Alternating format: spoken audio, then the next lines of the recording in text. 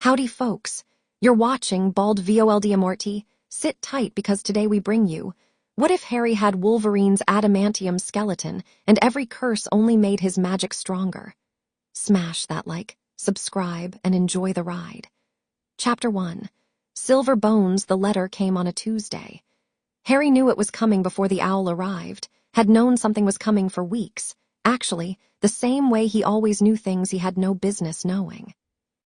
The way he'd known, 3 days before it happened, that Mrs. Figg's cat was going to get hit by a car.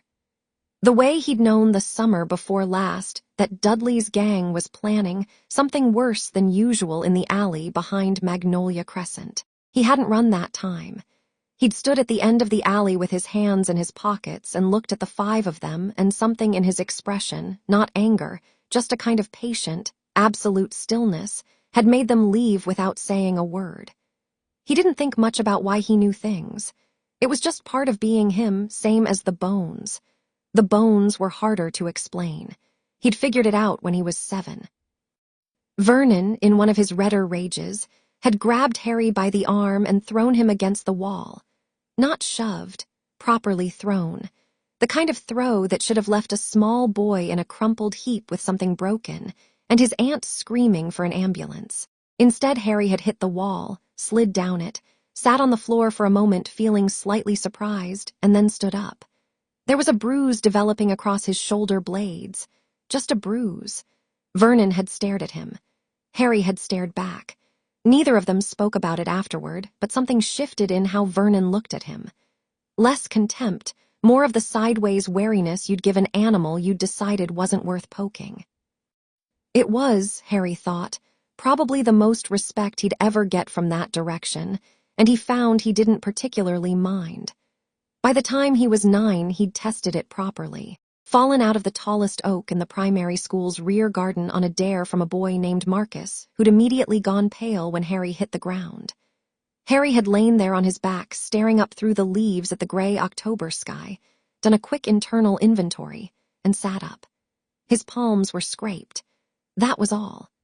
By 10, he'd worked out that something was different about his skeleton specifically, because everything else about him was entirely ordinary human in its fragility. He could cut his finger on a tin lid.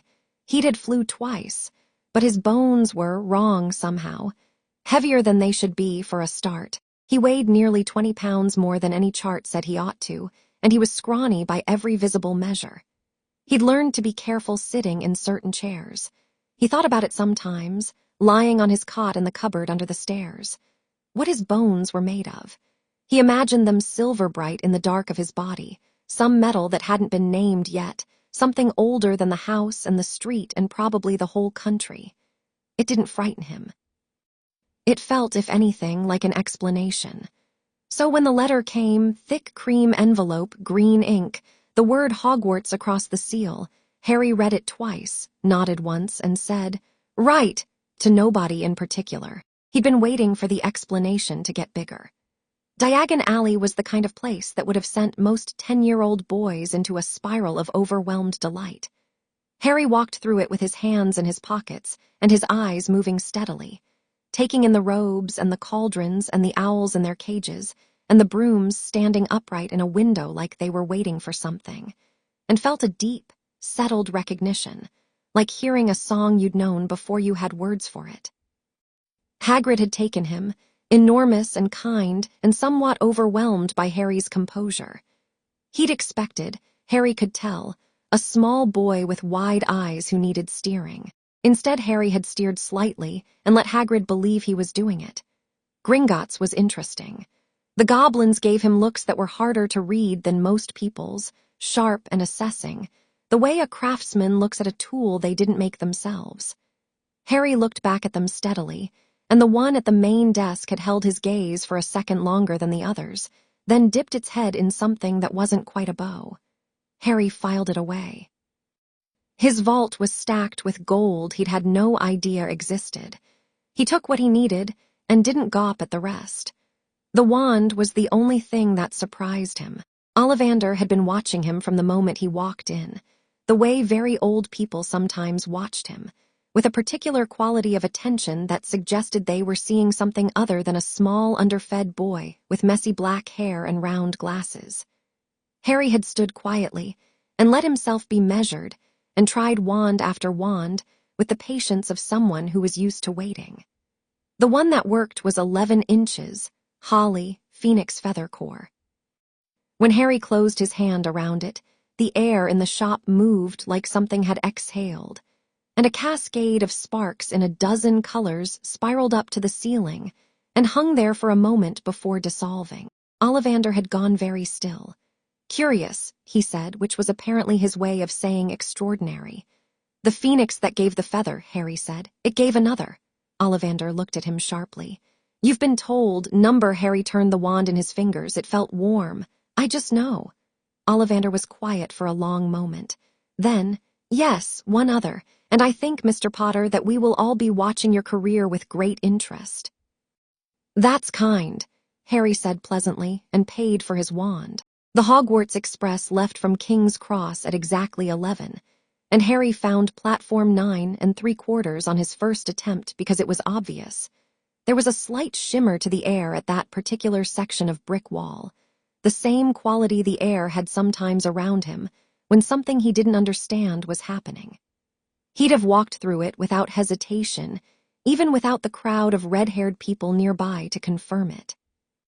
The tallest of the red-haired boys was about his age, broad-faced and a bit freckled, and he was wrestling a trunk onto the train with the expression of someone trying not to ask for help.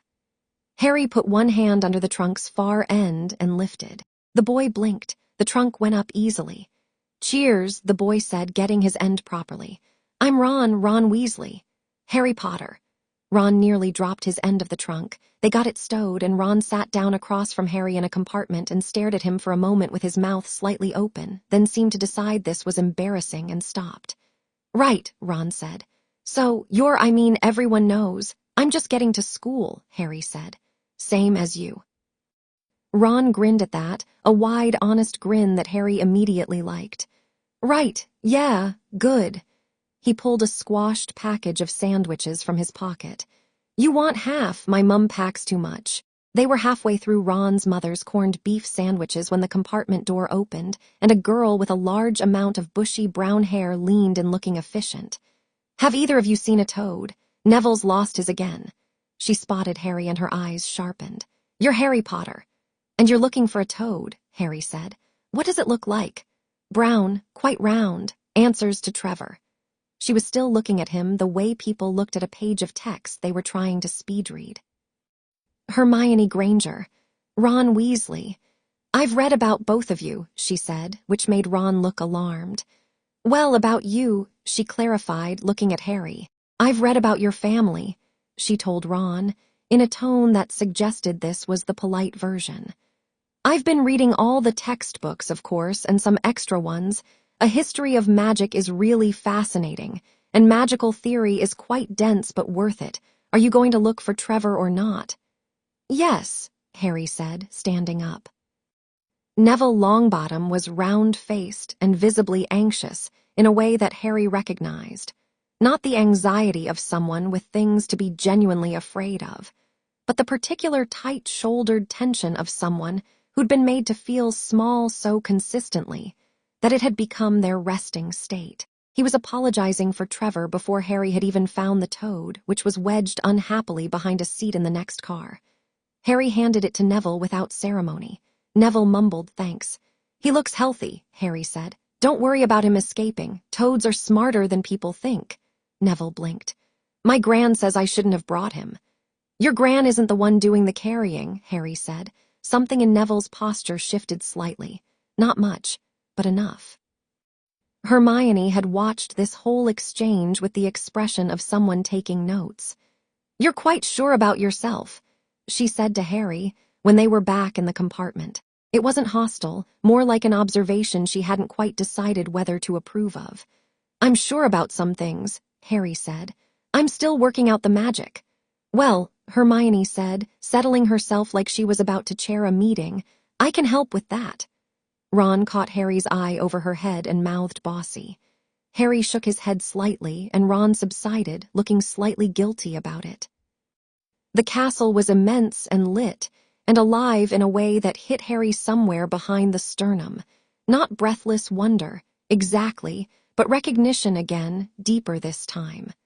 Like the song had gotten louder, he followed the crowd of first-years across the lake in a boat that sat noticeably lower in the water on his side, which Hermione noticed and said nothing about because she was apparently filing things away too. And then they were inside, all stone and moving portraits and the deep embedded smell of centuries of magic, and Harry thought, yes, here. The Sorting Hat was ancient and creased, and it looked, as hats go, like it had seen everything twice. The other first-years seemed to find it either impressive or slightly ridiculous. Harry found it interesting. He watched the sortings with attention. Hermione Granger, Gryffindor, practically before the hat touched her head. Neville Longbottom, a longer pause than Gryffindor, and Neville looked surprised and then quietly pleased. Ron Weasley, Gryffindor almost immediately, with what Harry privately thought was a sound of relief from somewhere in the crowd of red-haired people at the older tables. Then, Potter Harry. He walked up to the stool and sat down, and the hat came over his head and the world went quiet. The hat said nothing for a moment.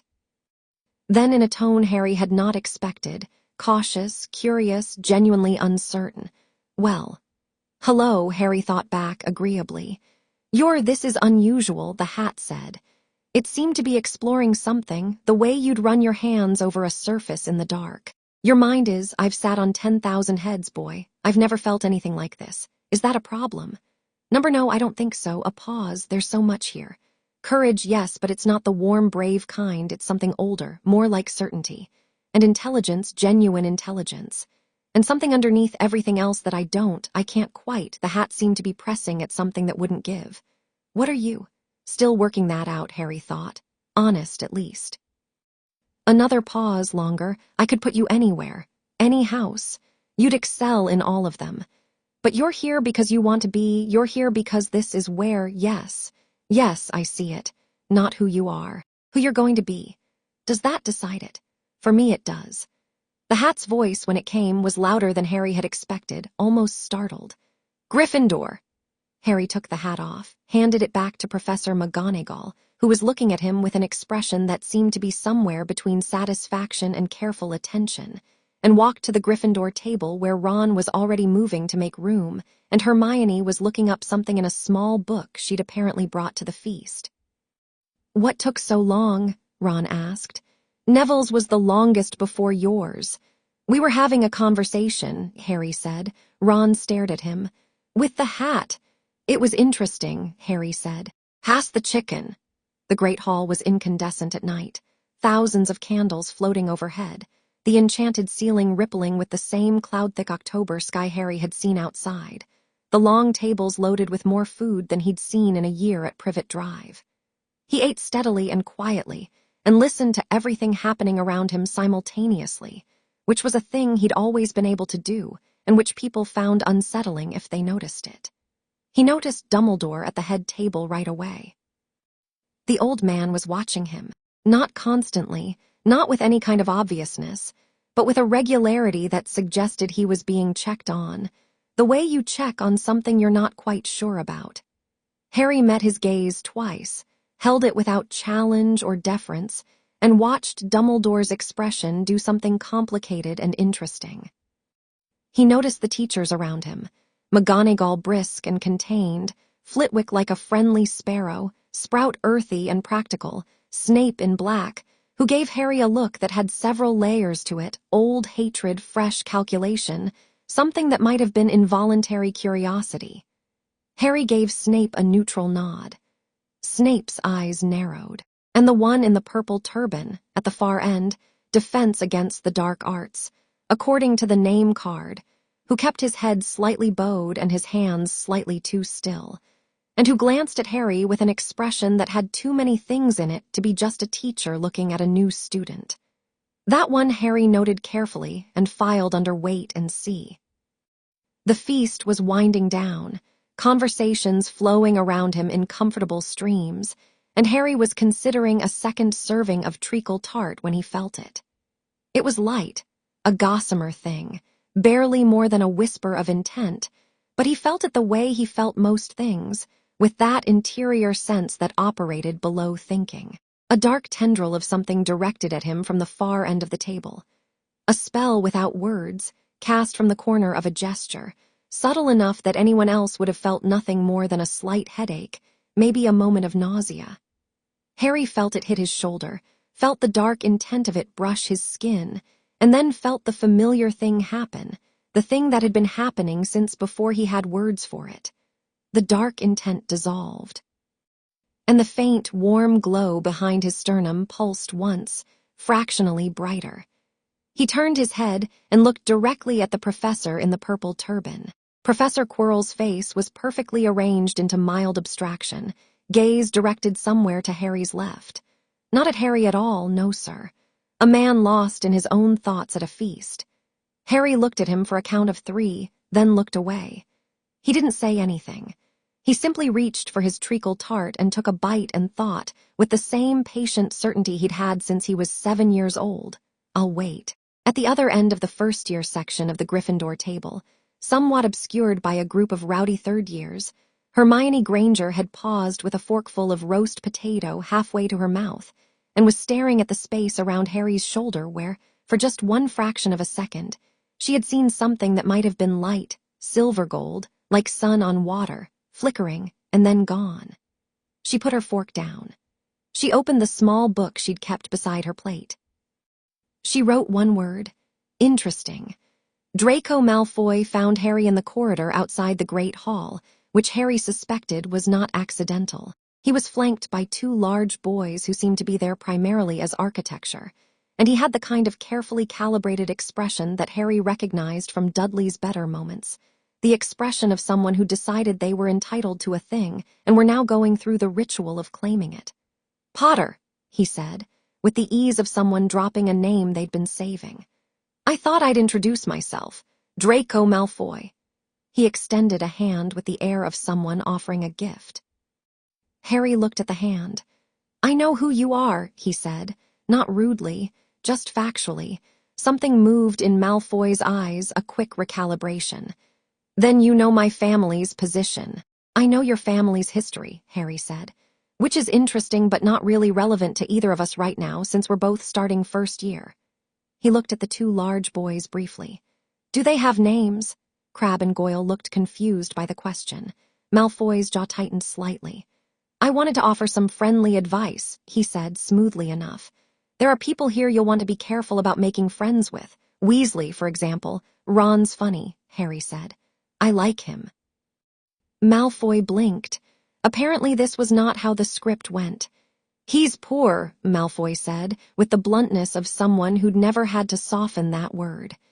Yes, Harry agreed, and you're going to be in my year for 7 years. He said it pleasantly, without weight, the way you'd mention weather. So I'd suggest we get on reasonably well, but you should probably know I don't take advice about who to be friends with.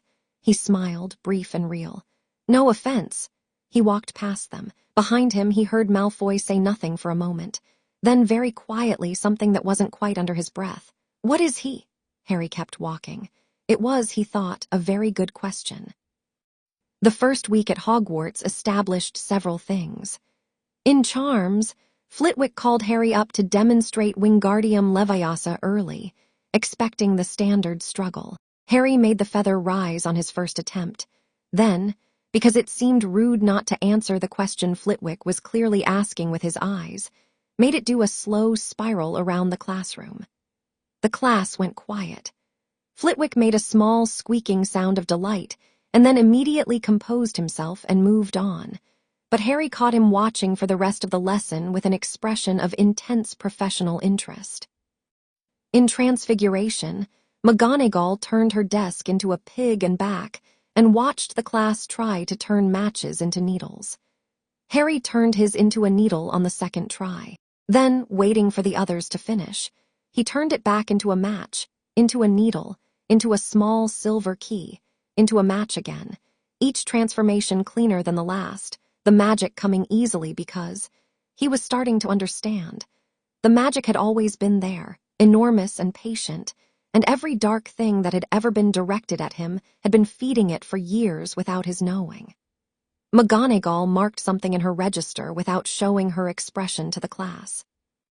In defense against the dark arts, Quirrell stuttered through a lecture on dark creatures that was technically accurate, but delivered with the energy of someone reciting a shopping list. Harry sat in the front row and asked 3 questions that were technically about the lesson and specifically designed to watch Quirrell's reaction to being looked at directly. Quirrell was very good at looking like a man with nothing to hide. But the thing underneath him, the other presence Harry had started to feel in the room, something cold and old and intensely interested, that was less controlled. Harry wrote careful notes and said nothing revealing. "You're watching him," Hermione said, falling into step beside Harry after class, voice low. It wasn't a question. "He cast something at me during the feast," Harry said. Hermione stopped walking. "Then I knew I saw something." She started walking again, faster. "What was it?" "Don't know yet, dark though, not textbook." He glanced at her. "You felt it. I saw something around you, light, very brief, like absorption." She was already clearly running calculations. "There are documented cases of magical resistance in certain bloodlines, but nothing like, the color was wrong for a standard shield charm and you didn't cast one. I was watching your hands." Hermione. "What?" "Let's find out together," Harry said. "Properly, with books and time and all that." She looked at him sideways. It was the first time he'd seen her look slightly uncertain. Then, "Okay," she said. "Yes. Good. 2 weeks in. The incident with Draco Malfoy and Neville's Remembrall happened on the lawn on a Thursday morning, bright and cold, and Harry watched from 20 feet away as Malfoy swept down on his broomstick and plucked the small glass ball out of the air before Neville could reach it. Neville was on the ground, having just fallen off his broom for the 3rd time. He was the color of old bread and trying very hard not to look like he was about to cry, which Harry found significantly more interesting than Malfoy posturing overhead. "Potter!" Malfoy called, noticing him. "Want to show me how to put this somewhere Longbottom can't reach?" He threw the Remembrall up and caught it with a smirk. Harry walked across the grass, not quickly, not slowly. He put his hands in his pockets. "Put it down," he said, in a tone that was not aggressive and not particularly loud and somehow cut through the morning air with absolute clarity. Malfoy looked at him. The smirk shifted slightly, became something more careful. "Or what?" Harry reached up. The Remembrall was in Malfoy's hand, 12 feet above him. Then it was in Harry's hand, having apparently traveled from one location to the other without any intermediate step that anyone watching could clearly identify. Harry hadn't jumped, he hadn't waved his wand, he'd reached and it had come. The lawn went quite quiet. Harry handed the Remembrall to Neville. "You left it in the common room this morning," he said. "Pocket charm, I'll show you one tonight, it's easy." Neville took the ball and managed a real smile. "Thanks." "Don't thank me," Harry said. "I just wanted to be outside anyway." He turned and walked back toward the castle without looking at Malfoy again. Behind him, Ron Weasley let out a breath he'd apparently been holding. "How," Ron whispered, "did you do that?" "I'm not entirely sure," Harry said honestly. "I think I asked it to come." "You asked a Remembrall." "I know," Harry agreed. "Still working on the theory." In the air above them, Draco Malfoy had gone very still on his broomstick. He was watching Harry's retreating back with an expression that had moved several stages past irritation into something sharper and more privately alarmed. He was, Harry had noted over the past 2 weeks, smarter than he usually let on. And smart people, when they realized they'd fundamentally miscalculated something, didn't get louder. They got quieter. Malfoy turned his broom toward the castle and flew in without another word. It was Hermione who eventually put a name to the thing about his bones. It was a Sunday, 3 weeks into term, and they were in the library, Harry, Hermione, and Ron, who had come under the impression that they were done with studying and was now stuck in a chair slowly rereading his history of magic textbook with the expression of someone defusing a bomb.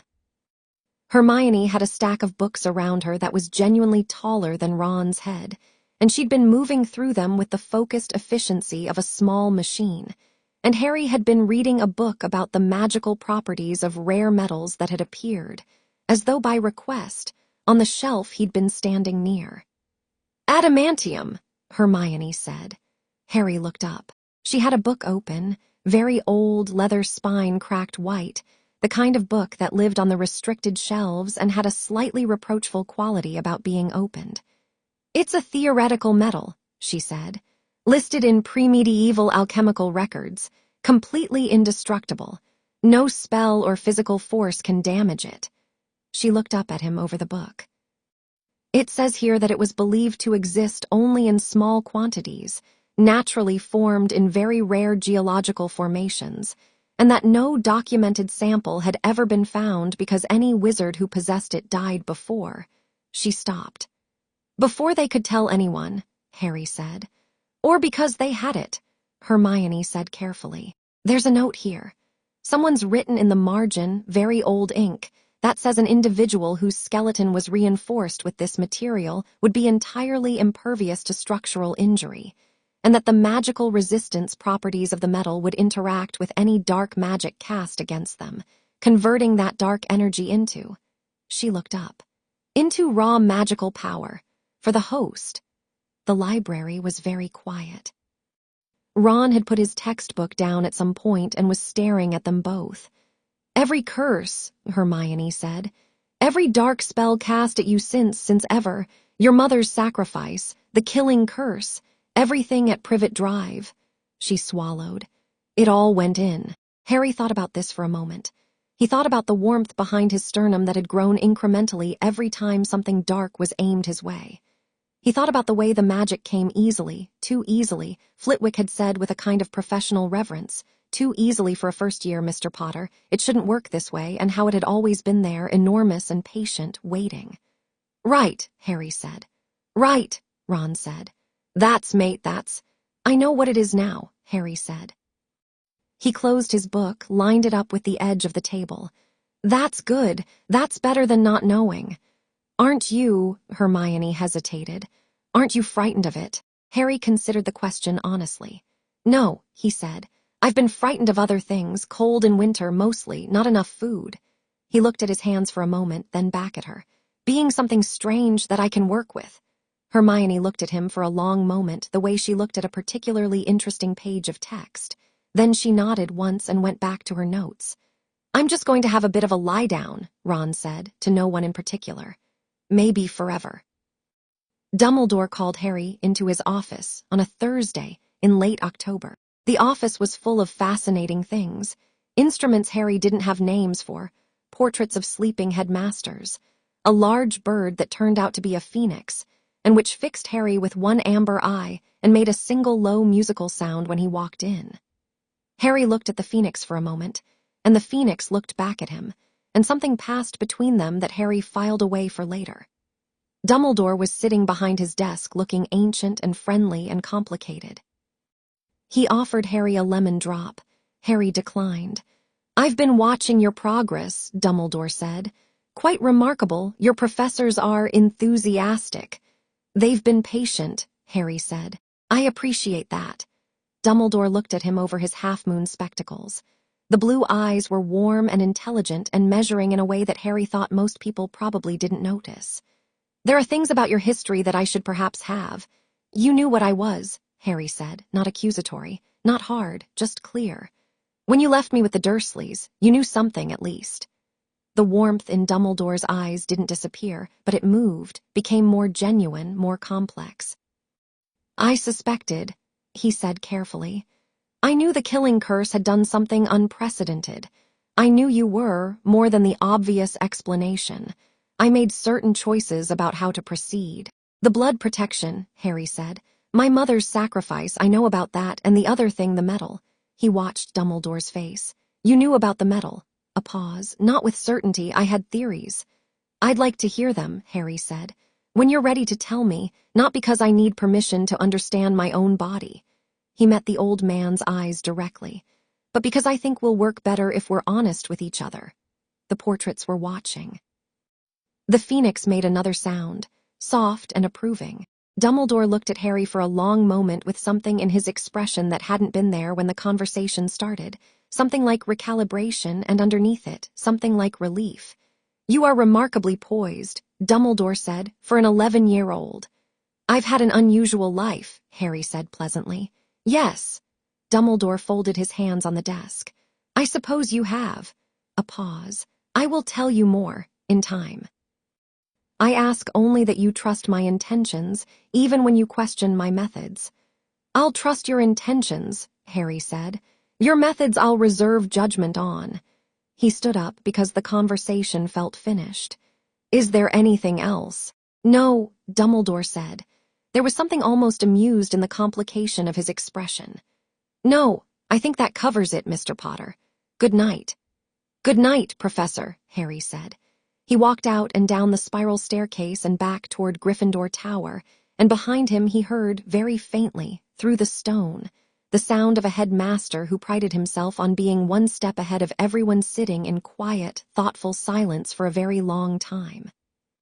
The morning of Halloween was ordinary right until it wasn't. Harry was eating breakfast when the owls came in, and he was watching Quirrell at the head table over his pumpkin juice, with the same patient external calm that he'd been watching him with for 2 months, cataloging the subtle wrongness, the slight asymmetry of how Quirrell held his head, as though accounting for weight that shouldn't be there, the occasional slipping of temperature in the room that had nothing to do with the drafty windows, the way the other professors didn't seem to notice Quirrell's hands sometimes shaking.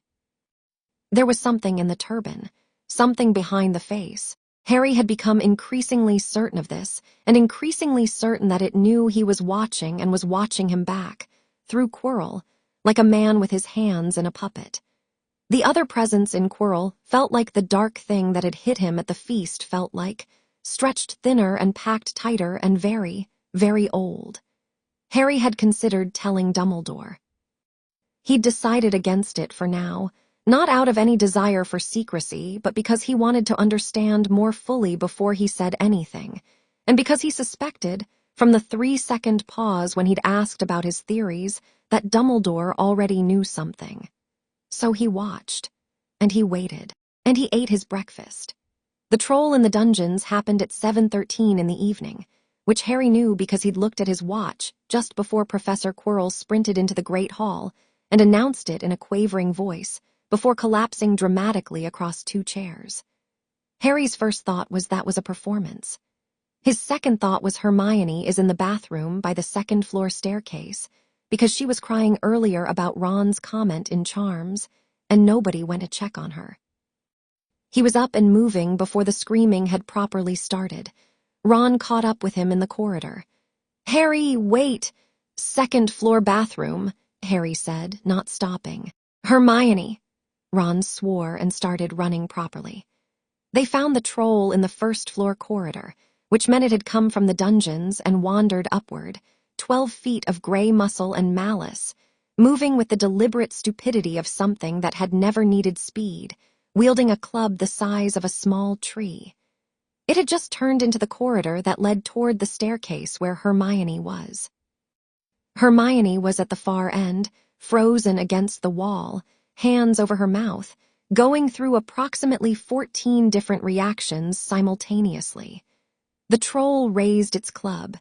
Harry was already inside its reach. He'd moved fast, faster than he should have been able to, and he'd stopped thinking about should sometime around mid-September, and he put both hands flat against the troll's chest and pushed.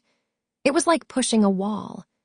The troll looked down at him with tiny piggy eyes full of confusion and mild irritation, the way a boulder might look at a pebble. Then Harry pushed harder. The thing that happened was difficult to explain to Ron and Hermione afterward, because Harry wasn't entirely certain how to describe it himself. He hadn't pushed with his body. He'd weighed about 110 pounds of scrawny 11-year-old. He was aware this was not a physical contest he could win. He'd pushed with the other thing, the stored warm thing that lived behind his sternum and had been building since before he could remember. He'd pushed with all of it at once, and the troll left the ground. It traveled backward approximately 20 feet and hit the stone wall with a sound like a building falling over, and the wall cracked, and the troll did not get up. The club bounced twice across the flagstones and came to rest against a suit of armor, which wobbled dramatically and then settled. The corridor was very quiet. Ron was standing with his wand out, an incantation half-formed and completely unnecessary. His mouth was open. Hermione had slid down the wall until she was sitting on the floor with her knees up, staring at Harry with an expression that was somewhere between terrified and scientifically riveted. Harry turned around. He wasn't even breathing particularly hard. "Are you all right?" he asked Hermione. "Technically, yes," Hermione said in a very small voice. "Good," Harry said. He looked down at his hands.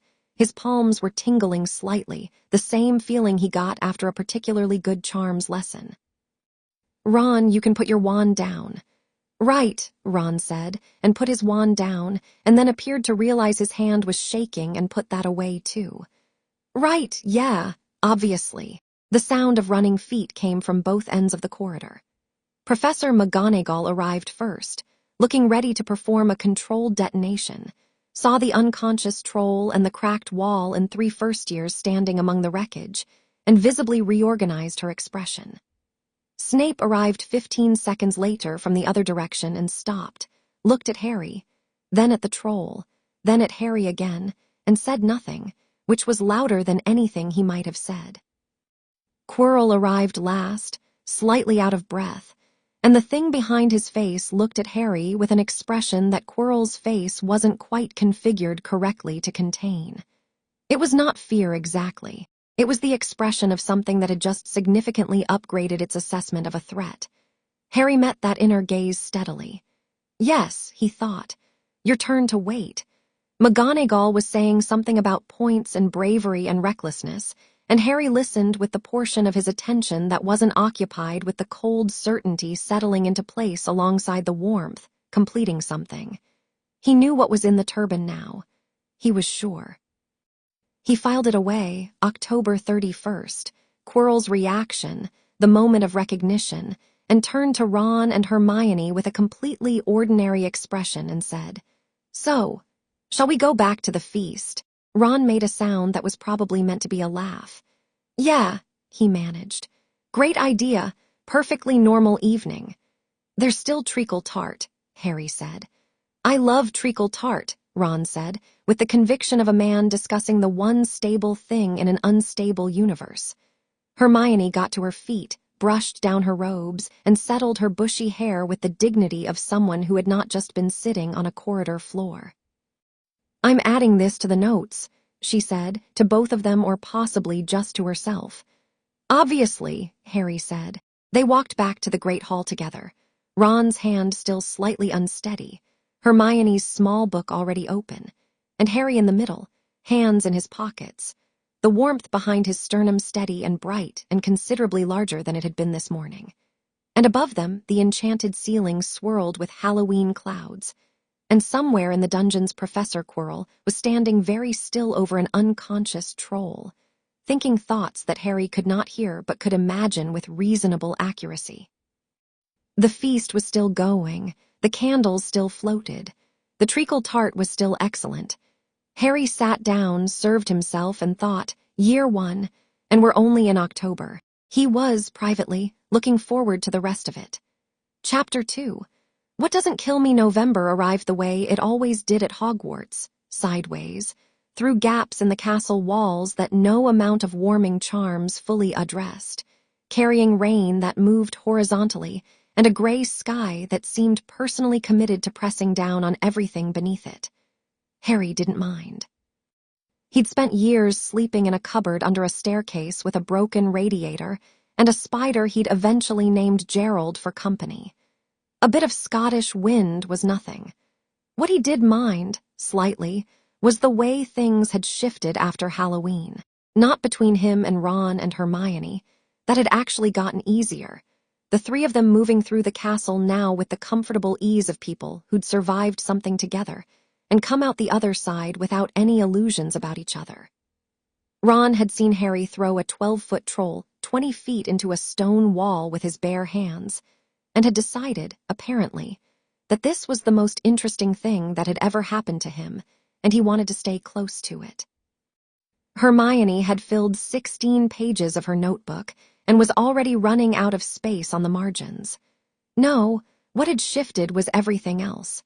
The looks in the corridors had changed quality. Before Halloween, they'd been the standard that's Harry Potter looks, curious, slightly reverent, occasionally resentful in a way that was really about other people's expectations more than about him. Now they were something different, longer, more careful. Students in higher years who'd been cheerfully condescending about first years now tracked him across the Great Hall with the kind of attention you gave to things you were reassessing. Fourth-year Ravenclaws had apparently started a betting pool on what his exam scores would be, which Harry found more flattering than he let on. The professors had changed too, though each in their own specific way. Flitwick had gone from delighted to practically vibrating. Harry had found a note on his dormitory pillow from the tiny charms professor asking, with excessive formality, whether Harry would be amenable to some supplementary exercises during his free periods. McGonagall had added a full page of notes to whatever register she was keeping, and her teaching of Harry had gone from comprehensive to genuinely, privately ambitious. Sprout treated him exactly the same, which Harry found enormously refreshing. Snape had gotten quieter. This was somehow worse than Snape being his usual cutting self, and Quirrell had stopped looking at Harry directly, which meant the thing inside Quirrell had decided to change its approach. Harry noticed this the way he noticed most things, without particular alarm, with steady interest, filing it alongside everything else he was learning. Quirrell was the most important thread right now, and Harry was content to pull it slowly. It was Ron who interrupted this patience, on a wet Tuesday morning in Charms, by accidentally setting his practice wand on fire.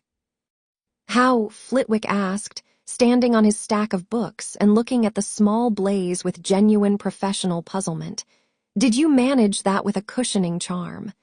"I'm very talented," Ron said. Harry put the fire out without a wand, which made Flitwick go quiet for a second and then make a note.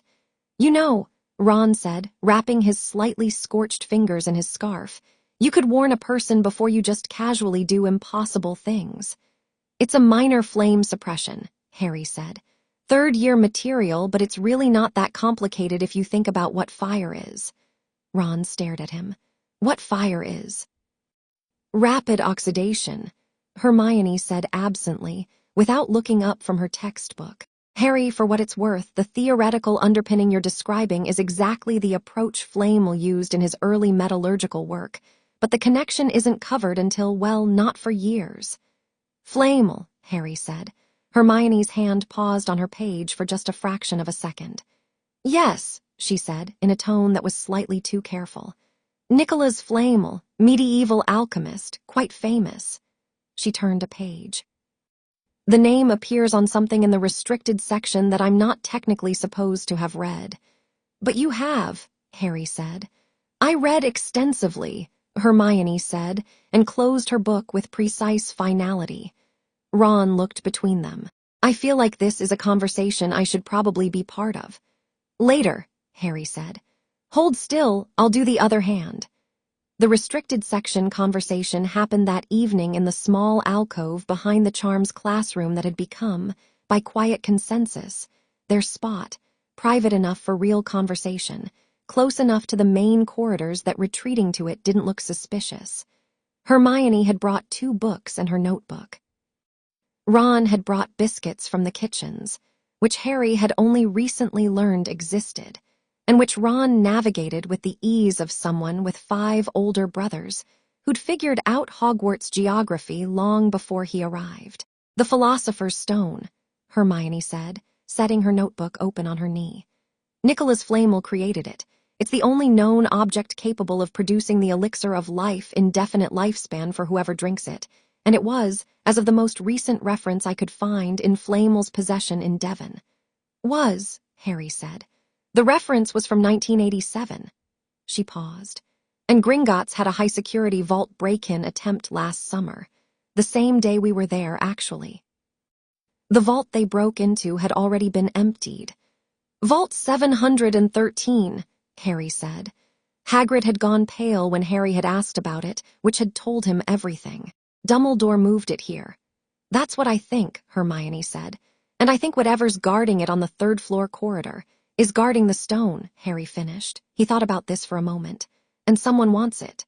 Quirrell, Ron said, with the directness of someone who'd been paying more attention than he usually let on. He had a biscuit halfway to his mouth and he wasn't eating it. You've been watching him since the feast. Since he threw something at me during the feast, Harry said. Ron put the biscuit down.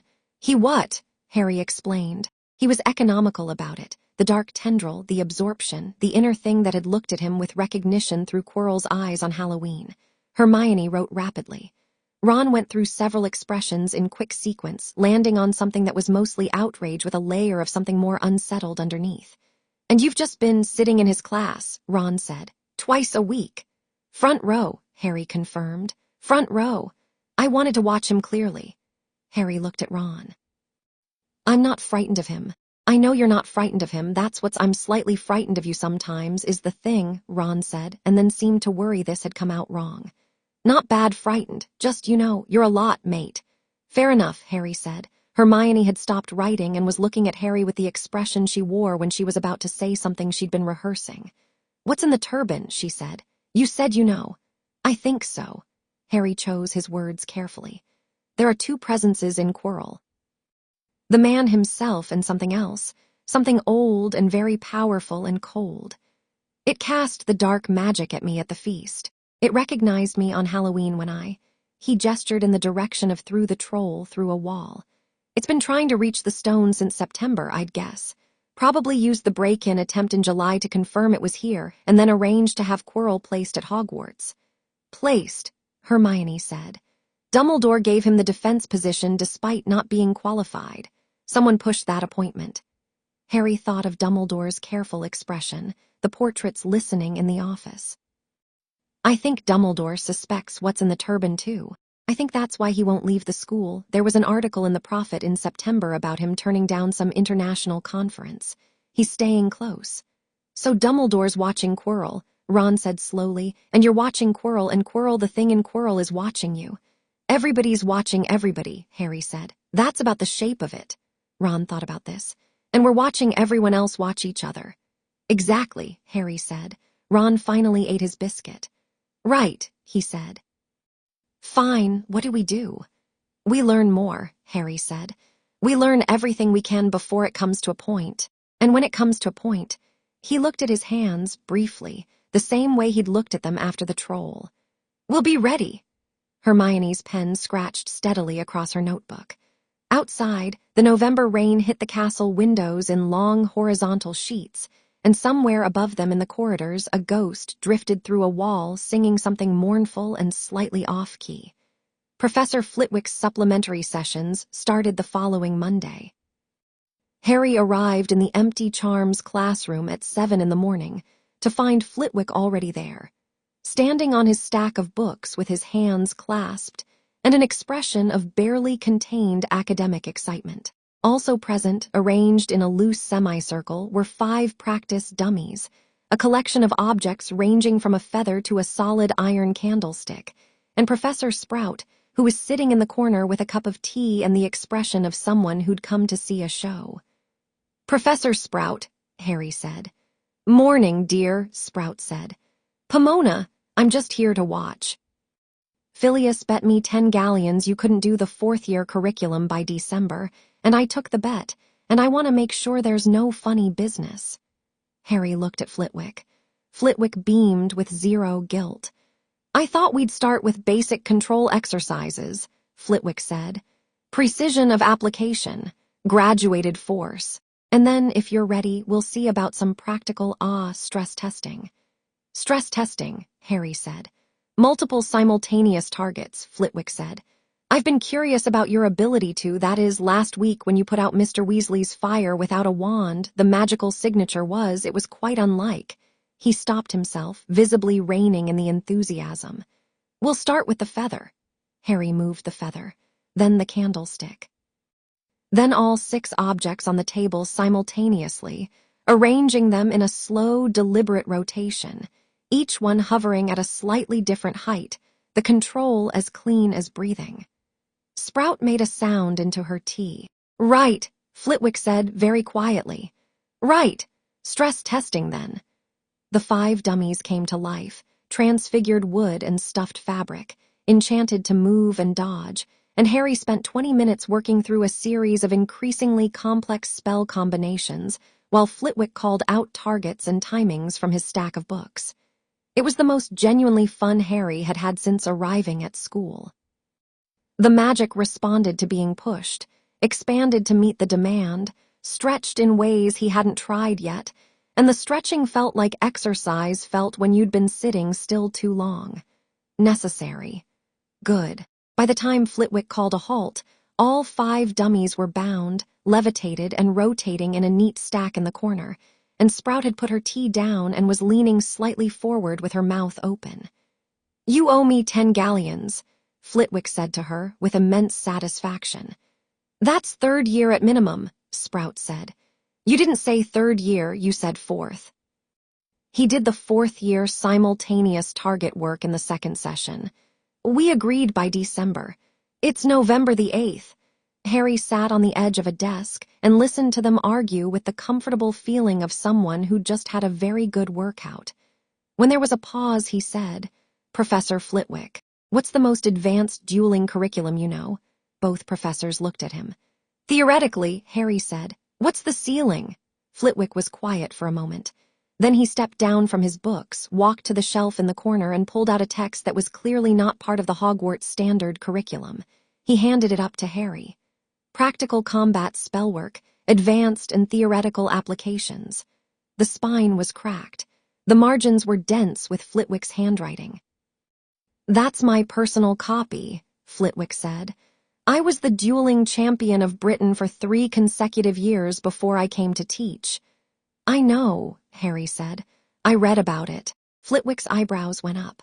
"You fought Grigor Mykonos in the 1975 European Finals," Harry said. "You won in 4 exchanges. I read the account in Dueling, a history. Your signature move was redirecting your opponent's own momentum against them." Flitwick looked at Harry for a long moment with an expression that had gone from professional excitement to something considerably more personal and much harder to name. Then he said, very simply, "Come back on Wednesday." It was Neville who found Harry in the library on a Thursday afternoon, which was notable only because Neville usually found reasons to be slightly peripheral, present enough to be included, never quite fully stepping into the center of a thing. He sat down across from Harry with the deliberate care of someone who'd made a decision and was sticking to it. "I want to learn," Neville said. "Properly. Not just getting through the homework. I want to be actually good." Harry looked up from his book. Neville was pink in the face and staring at a point just past Harry's left ear, the way people did when they were braced to be dismissed. "Okay," Harry said. Neville blinked. "Just okay. What do you want to start with?" Neville seemed to have prepared for more resistance. He regrouped.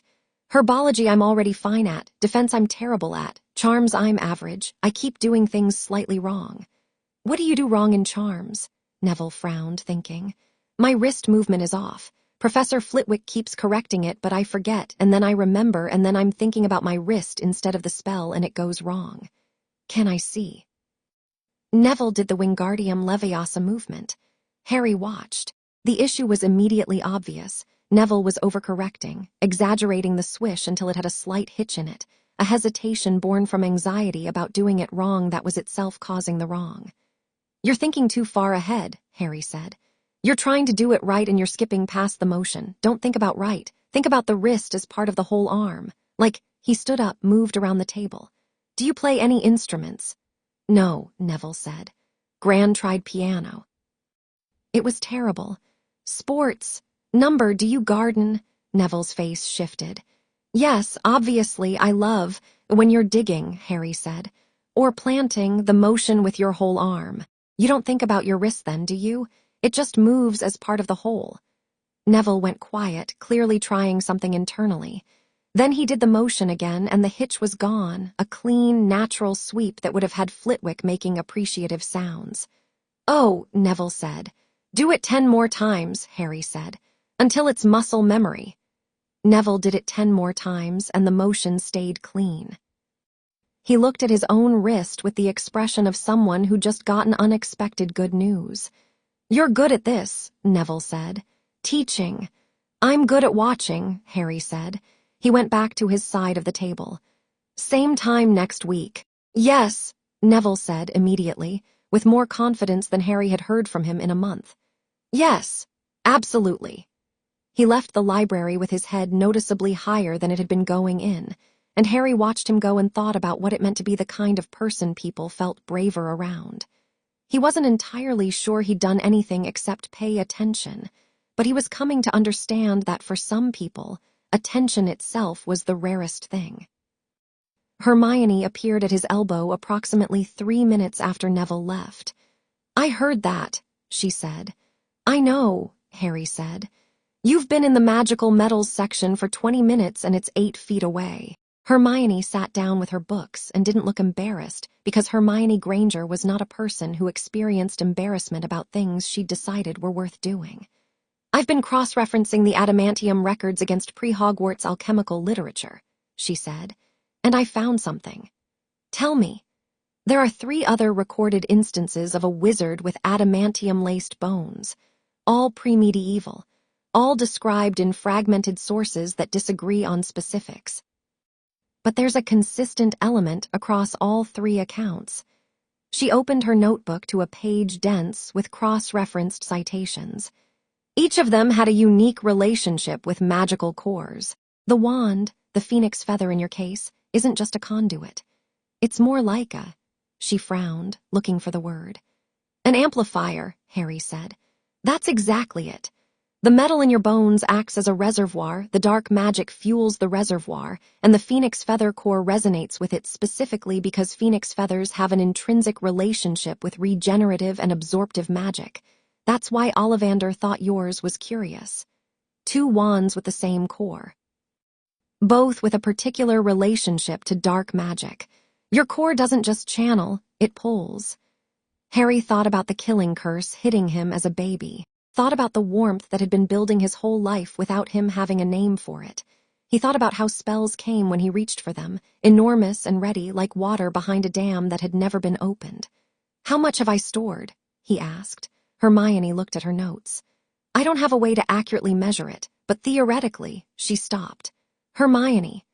"A significant amount," she said carefully.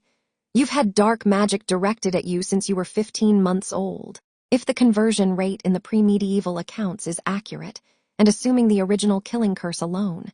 She stopped again, and when she looked up her expression was not frightened exactly, but it was serious in a way that went beyond normal Hermione seriousness. "Harry, you might be the most magically powerful wizard alive." The library was quiet around them. Somewhere to the left, a Ravenclaw first year was sleeping over a potions textbook.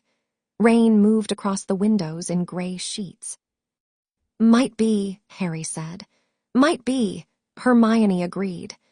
"There's no way to know for certain without, well, you'd need to push the ceiling and find it, and I don't think we should." "I'm not going to go looking for the ceiling," Harry said. "I'm not interested in the ceiling." Hermione visibly relaxed. "Good, because the last person who went looking for the ceiling was Tom Riddle," Harry said. Hermione blinked. "How did you know I was going to say? Because everything in Hogwarts eventually connects to Tom Riddle," Harry said. "I've been thinking about that since Quirrell." He looked at his book without seeing it. "Whatever is sharing Quirrell's body, I think it's him. Or what's left of him." Hermione's pen was very still over her notebook. "Voldemort." "He's not dead," Harry said. "He's something else. Something reduced." He thought of the cold behind Quirrell's eyes, the age in it, the intelligence. "He's been looking at me since September, and I think when I felt the dark thing absorb into me on Halloween, the flash of recognition I felt from him." He paused, putting words to something he'd been orbiting for weeks. "I think he knows what I am, or he's figured it out." "That's terrifying," Hermione said. "It would be, probably," Harry agreed, "if I were someone else." Hermione looked at him for a long moment, and then did something unexpected. She smiled, brief and real. The kind of smile that didn't have anything performative in it. "You are extremely strange," she said, not unkindly. "I know," Harry said. Same time tomorrow. Obviously, she said, and went back to her notes. The confrontation with Snape happened on a Wednesday. It had been building. Harry had understood since the first potions lesson that Snape's attitude toward him was not the standard issue variety. It had history in it, old and personal, and it expressed itself as a particular, targeted precision that was different from how Snape treated everyone else. Where Snape was broadly cutting, with Harry he was specific. Where Snape dismissed others, with Harry he seemed to be trying to find something, pressing at the surface of his composure with calculated comments designed to locate a weak point.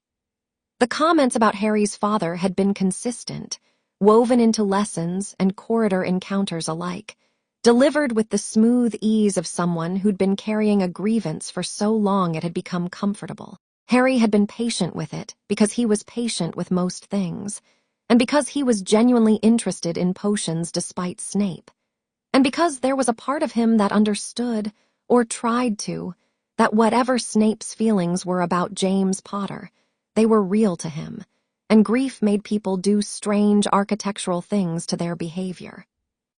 But on this particular Wednesday, after a potions lesson in which Snape had taken 20 points from Gryffindor for what Harry's potion had done, which was brew correctly, a fact Snape had been obliged to mark before immediately finding another angle of attack, Snape stopped Harry in the corridor after the others had filed out. "One moment, Potter." Harry stopped. He turned around.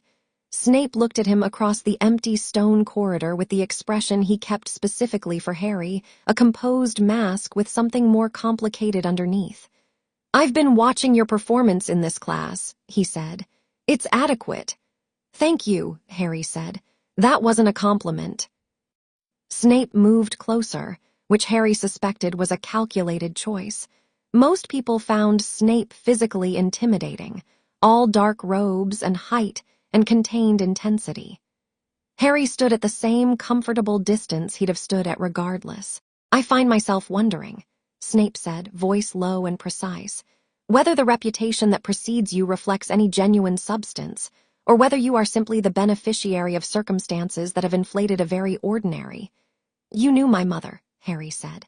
Snape stopped.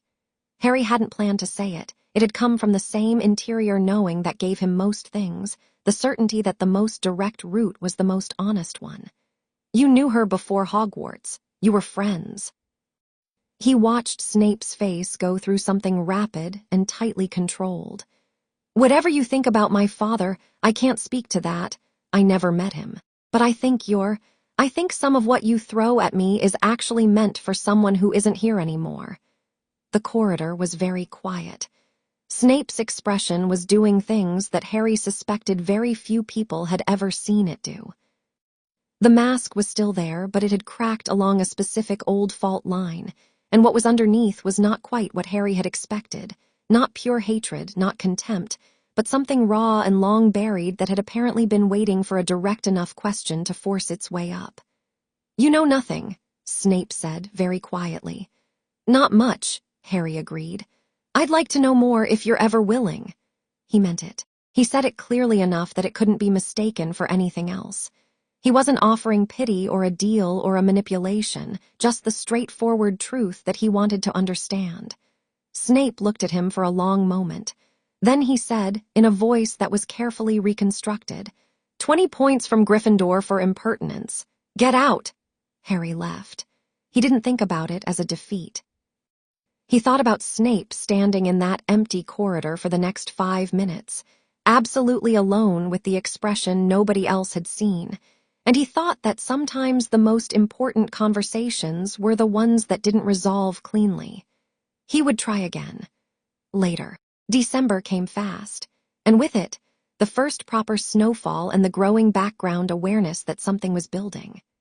Harry felt it the way he'd felt Vernon's rages coming before they arrived, a pressure differential in the atmosphere of the castle, a quality of increasing tension in Quirrell's carefully performed nonchalance, in Dumbledore's growing watchfulness during meals. The stone was being protected, the corridors were being watched, and the thing that lived behind Quirrell's face was becoming impatient. Harry had been down to the third-floor corridor twice, not to interfere with what was there, just to feel the shape of it. The protections were layered, obvious once you were paying attention, each one keyed to a different professor's specialty. Devil's snare, winged keys, a chess set. Other things he hadn't gotten close enough to identify. Practical and clever, each one a specific puzzle. For someone else, they'd have been formidable. Harry walked back up the stairs both times with the quiet knowledge that if it came to it, they were not going to slow him down. He went to Dumbledore's office the second time. He didn't wait to be called. He knocked. "Come in," Dumbledore said, with only a slight pause that suggested he was not entirely surprised. Harry sat down in the chair across the desk. The phoenix made its low sound again. Harry looked at it for a moment. "You know what's in Quirrell's turban," Harry said. Dumbledore's expression was careful and present and more honest than it had been in their first meeting. "I have strong suspicions." "Voldemort," Harry said. "Or a remnant, something that survived the night at Godric's Hollow and needed a host." He watched Dumbledore's face. "He's been trying to reach the stone since at least July. The Gringotts break-in." "Yes," Dumbledore said simply. "He's going to make a real attempt soon," Harry said. "He's running out of patience. Quirrell's body is deteriorating, I can see it. Whatever is feeding off him, it's taking a toll." He looked at Dumbledore steadily. "I want you to tell me what's down there, all of it. Not because I'll go down regardless." He paused. "Though I will if I have to, but because I think you and I working together is better than working separately and hoping the other one doesn't do something unexpected." Dumbledore looked at him for a very long time. The fire crackled. The portraits watched with the attention of people who'd seen a lot of conversations and could recognize when one mattered. "You are 11 years old," Dumbledore said, finally. "I know," Harry said. "And I threw a troll through a wall 5 weeks ago. And I think Voldemort is inside the defense professor. And I have more raw magic stored up than—" He glanced at his hands briefly. "Than I know the full extent of yet." He looked back up. "I don't say any of that to impress you. I say it because I think you know it already, and I think it's worth both of us being honest about the situation." Dumbledore was quiet for a long moment. Then, for the first time since Harry had met him, Dumbledore smiled with something that wasn't carefully managed warmth, something that was real and slightly rueful and somewhat helpless. "There is a mirror," he said. "Below, the mirror of Arist. It shows the viewer their deepest desire, and it serves as the final protection for the stone. The stone can only be retrieved by someone who wants to find it, not use it. Whoever looks in the mirror and wants the stone without wanting to use it gets it," Harry said. "Simple. Deceptively simple," Dumbledore agreed. "It required considerable thought to construct." "It's good," Harry said honestly. "It's elegant. It's the kind of protection that defeats most of what Voldemort is, because everything he wants is about using the power." He paused. "What else?" "Fluffy," Dumbledore said. Harry waited. "A 3-headed dog," Dumbledore said, with the unruffled tone of someone describing weather. "Music puts it to sleep. The trapdoor below him opens to Devil's Snare, then the keys, then the chess set, then a troll. Already handled trolls," Harry said. "And then a logic puzzle. Potions. Flamel's work, not combat, but it rewards clarity of thought under pressure." He looked at Harry. "I've arranged these not simply as obstacles, but as tests of character. Courage, intelligence, willingness to sacrifice. Tests I'd pass and Quirrell wouldn't," Harry said. "Tests Voldemort would find impractical," Dumbledore agreed. Harry thought for a moment. "I won't go down unless he moves first," he said. "I don't want to preempt something that might resolve another way, but if he makes his attempt, Dumbledore said, "I would ask you to let me handle it." Harry looked at him calmly. "And if you're not here when it happens?" Dumbledore's expression was the expression of someone who'd just been asked the right question by the wrong person.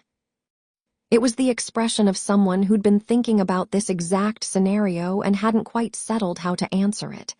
"I have," he said slowly, "been considering that possibility." "Good," Harry said. He stood up. "I'm not going to do anything reckless," he said. "I'm not really the reckless type." He moved toward the door, then paused, turning back. "One more thing. Quirrell's going to push for it before Christmas. There's a quality to him lately. Urgency. I think the host is failing faster than expected. He met Dumbledore's eyes. I think we have weeks, not months. He left. Behind him, there was a pause, and then the sound of Dumbledore sitting forward in his chair, and then the quiet scratch of a quill on parchment. Harry walked back to Gryffindor Tower through the evening corridors with the castle alive around him. Suits of armor occasionally shifting position. Ghosts drifting through walls with their own separate concerns. The distant sound of something that was probably Peeves breaking things on the 4th floor, and felt the warmth behind his sternum, steady and enormous and patient. He wasn't afraid of what was coming. He was, if he was honest with himself, something closer to ready.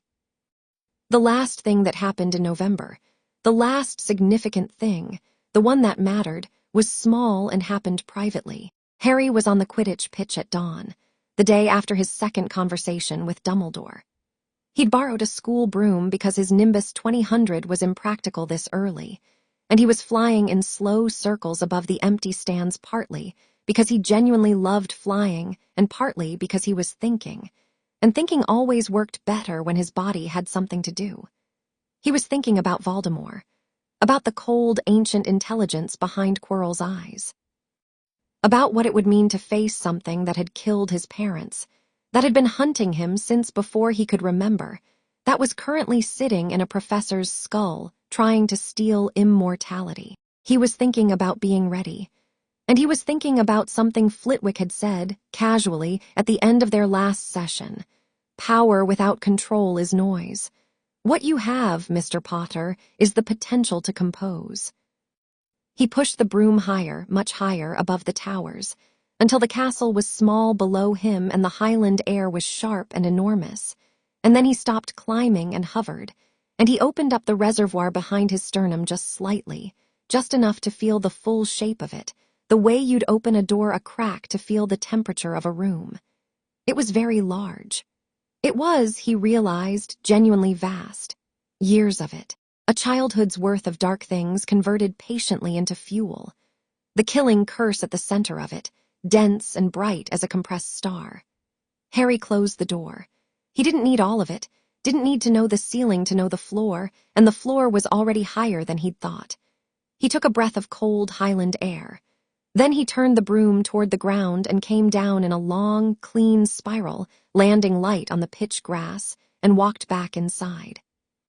Neville was the first person he passed in the corridor. Still early, still quiet, Neville heading toward the herbology greenhouses with his bag and his careful posture that was very gradually getting a little less careful, week by week. "Morning," Harry said. "Morning," Neville said, and then slightly shyly, "I got it, the charm's motion. In practice last night I got it consistently." "I know," Harry said. "Flitwick told me."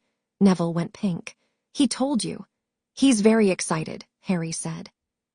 "He mentioned your name approximately 4 times in a 20-minute session." Neville looked down at his feet, smiling with the private, careful happiness of someone not quite sure they're allowed to be this pleased yet.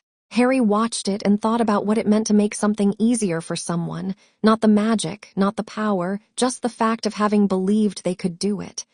"See you at dinner," Harry said. "Yeah," Neville said. "See you." Harry walked on. Behind him, Neville headed toward the greenhouses, and ahead of him the castle opened up its morning corridors, and somewhere below in the 3rd floor, below the silent dog, below the layers of protection and test, something waited in a mirror that showed you what you wanted most.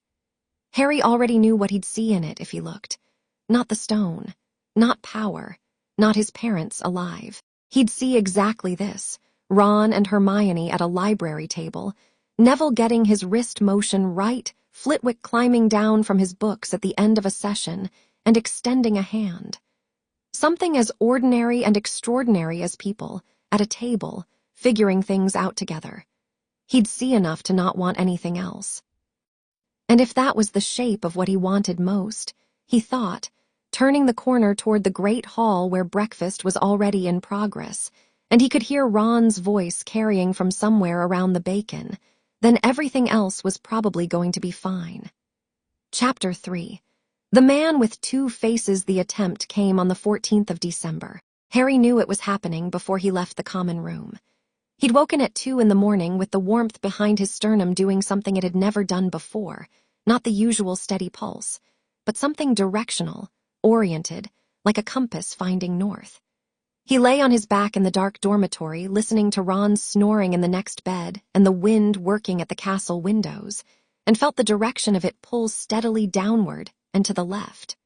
3rd floor. He dressed without lighting anything, moved through the dormitory with the ease of someone who'd spent years navigating a dark cupboard in silence, and was out into the corridor before he'd fully decided what he was doing. He had his wand. He had everything else he'd always had. That was enough. The castle at 2 in the morning was a different country from its daytime self. The torches burned low and orange, throwing long shadows across the stone. The portraits slept in their frames, some of them audibly. A ghost drifted through the far wall of the 2nd floor corridor without noticing Harry, its expression occupied with whatever private misery had kept it here since whenever it had died.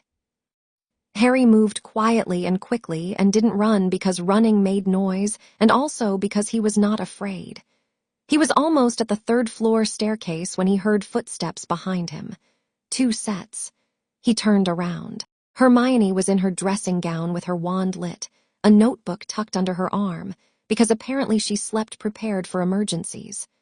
Behind her, Ron was pulling his jumper on over what appeared to be dragon-patterned pajamas and looking simultaneously half asleep and completely committed. Harry looked at them. "The warmth," Hermione said, quietly. "I've been measuring its ambient signature for weeks. At 2:17, it spiked on my monitoring charm."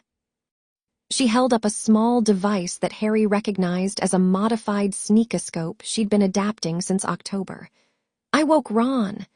"She literally pulled my blanket off," Ron said. "We're going with you," Hermione said. It was not a question or a request.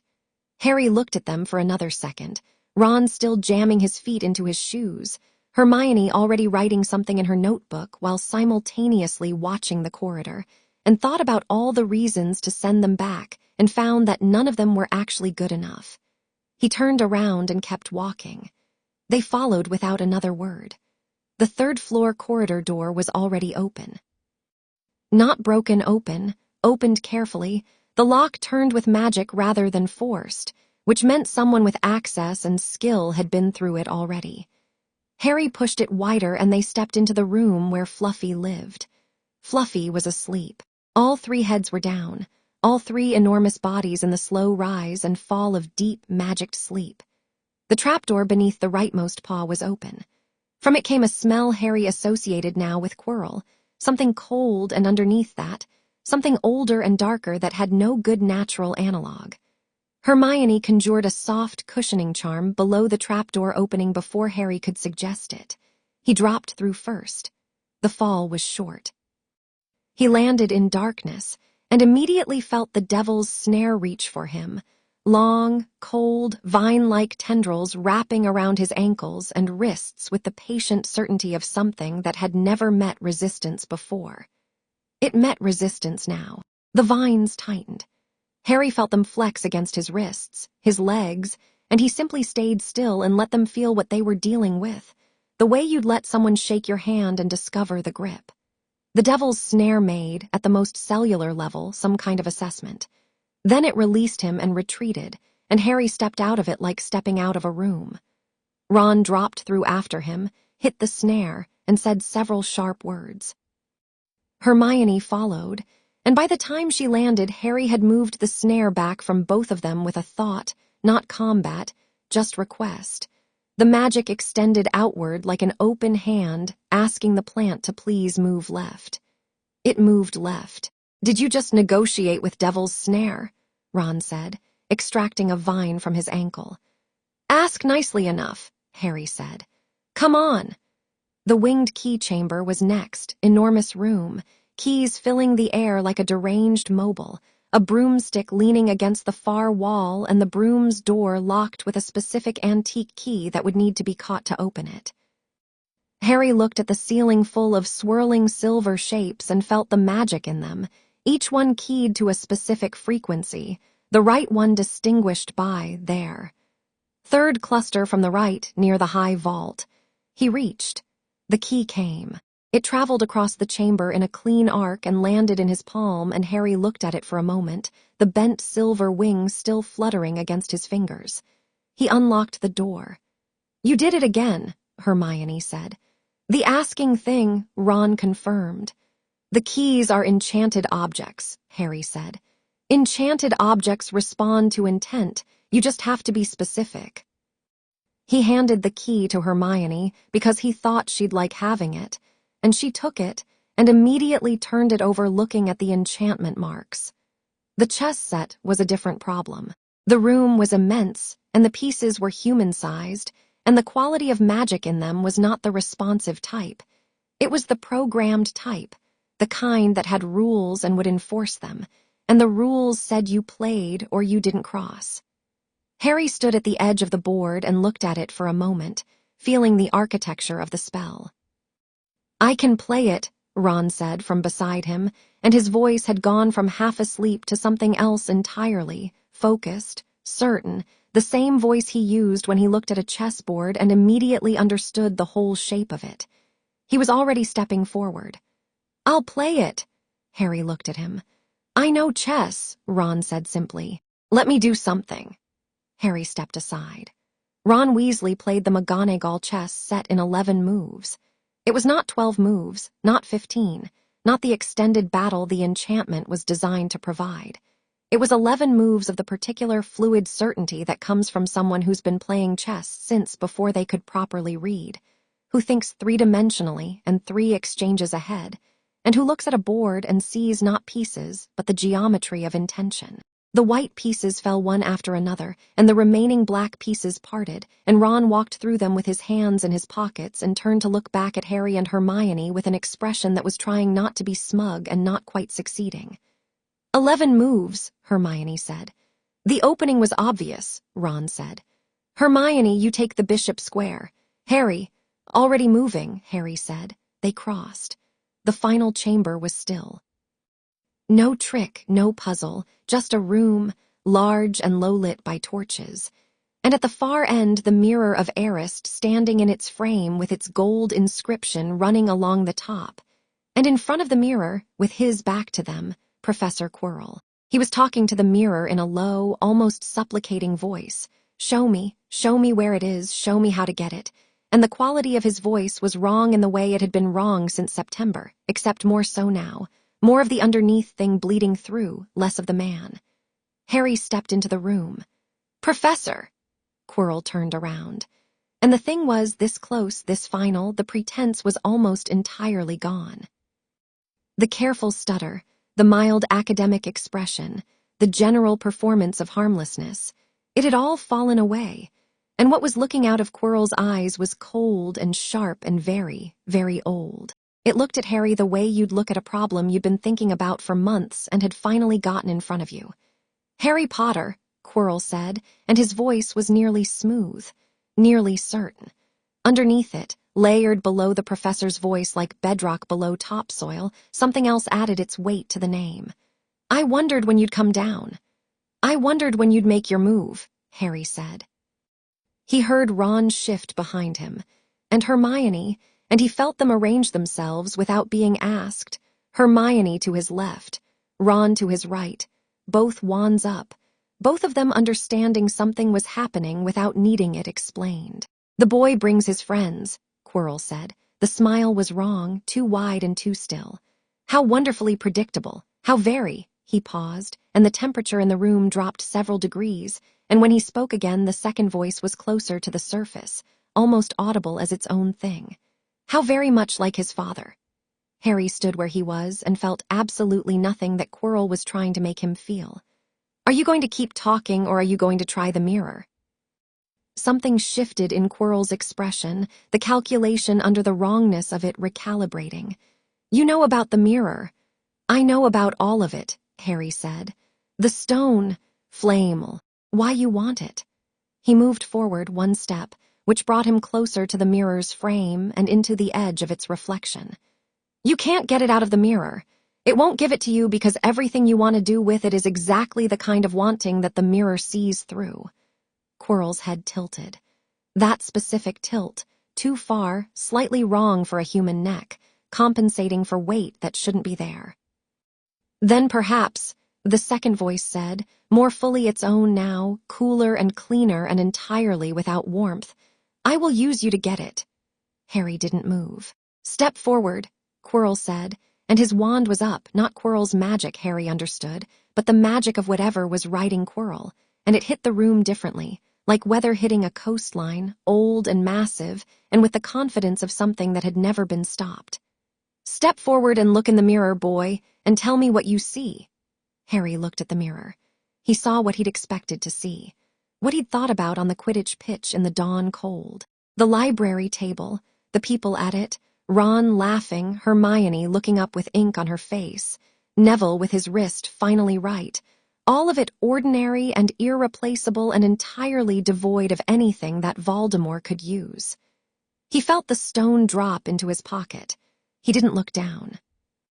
The mirror of Arist had done exactly what it was designed to do, given the stone to the only person in this room who would find it without wanting to use it, who'd looked in and wanted exactly what he already had. Harry felt the weight of it in his pocket, small and warm and completely uninteresting to him in any other way. He turned to face Quirrell. There's nothing in there for you, he said. Tell me what you saw, Quirrell said, and now Voldemort's voice was almost fully his own, Quirrell just a vehicle, a puppet held upright by something that had kept itself alive through decades of nothing but will and darkness and fury. Tell me what you saw, Potter, and we can. No, Harry said. He said it the same way he said most things, simply without drama, without the weight of performance. Just the word, clear and final. Quirrell's wand sent something dark and corrosive at Harry that hit him in the chest and spread across him like spilled ink, and then disappeared. The warmth behind Harry's sternum pulsed, harder this time, a real pulse almost audible, and Harry felt the conversion happen the way he always felt it, except that this was considerably more than a testing touch at a feast. This was Voldemort's magic, direct and unmediated, and the amount of it that flowed into Harry's reservoir in that single exchange was enormous. Harry exhaled slowly. He felt extraordinarily, almost inconveniently awake. That's interesting, he said. Quirrell, Voldemort, threw another curse. Darker, older, the kind of spell that hadn't been cast openly in Britain for 30 years, the kind that didn't have a countercurse because it was designed before countercurses were invented. It hit Harry in the shoulder and his robes smoked slightly and the warmth behind his sternum surged again, vast and immediate. Stop doing that, Ron said sharply, wand raised. Let him, Harry said, and there was something in his voice that made Ron hold still. He looked at Quirrell. I'm not going to pretend I don't know what's happening to me when you do that. Every spell you throw feeds what I'm carrying. He took one step forward. You know what I am. I know you know. You recognized it at the feast. Another step. So here's the situation clearly stated. You can't hurt me this way. You can only make me stronger, and you don't have another way. Quirrell fired 3 curses in rapid succession. The first Harry took on his open palm, and the discharge lit up the room silver-white as it converted. The second deflected off his skin like rain off glass. The third, the darkest one, something wordless and with the color of old blood, hit him squarely in the chest, and this time the pulse from his sternum was not subtle at all. It pushed outward, a visible shockwave of light that cracked 2 of the wall torches from their brackets and sent Hermione grabbing for a doorframe. Harry was standing in the center of it, feeling more awake than he'd ever felt in his life. Ron, he said, get Hermione back through the door.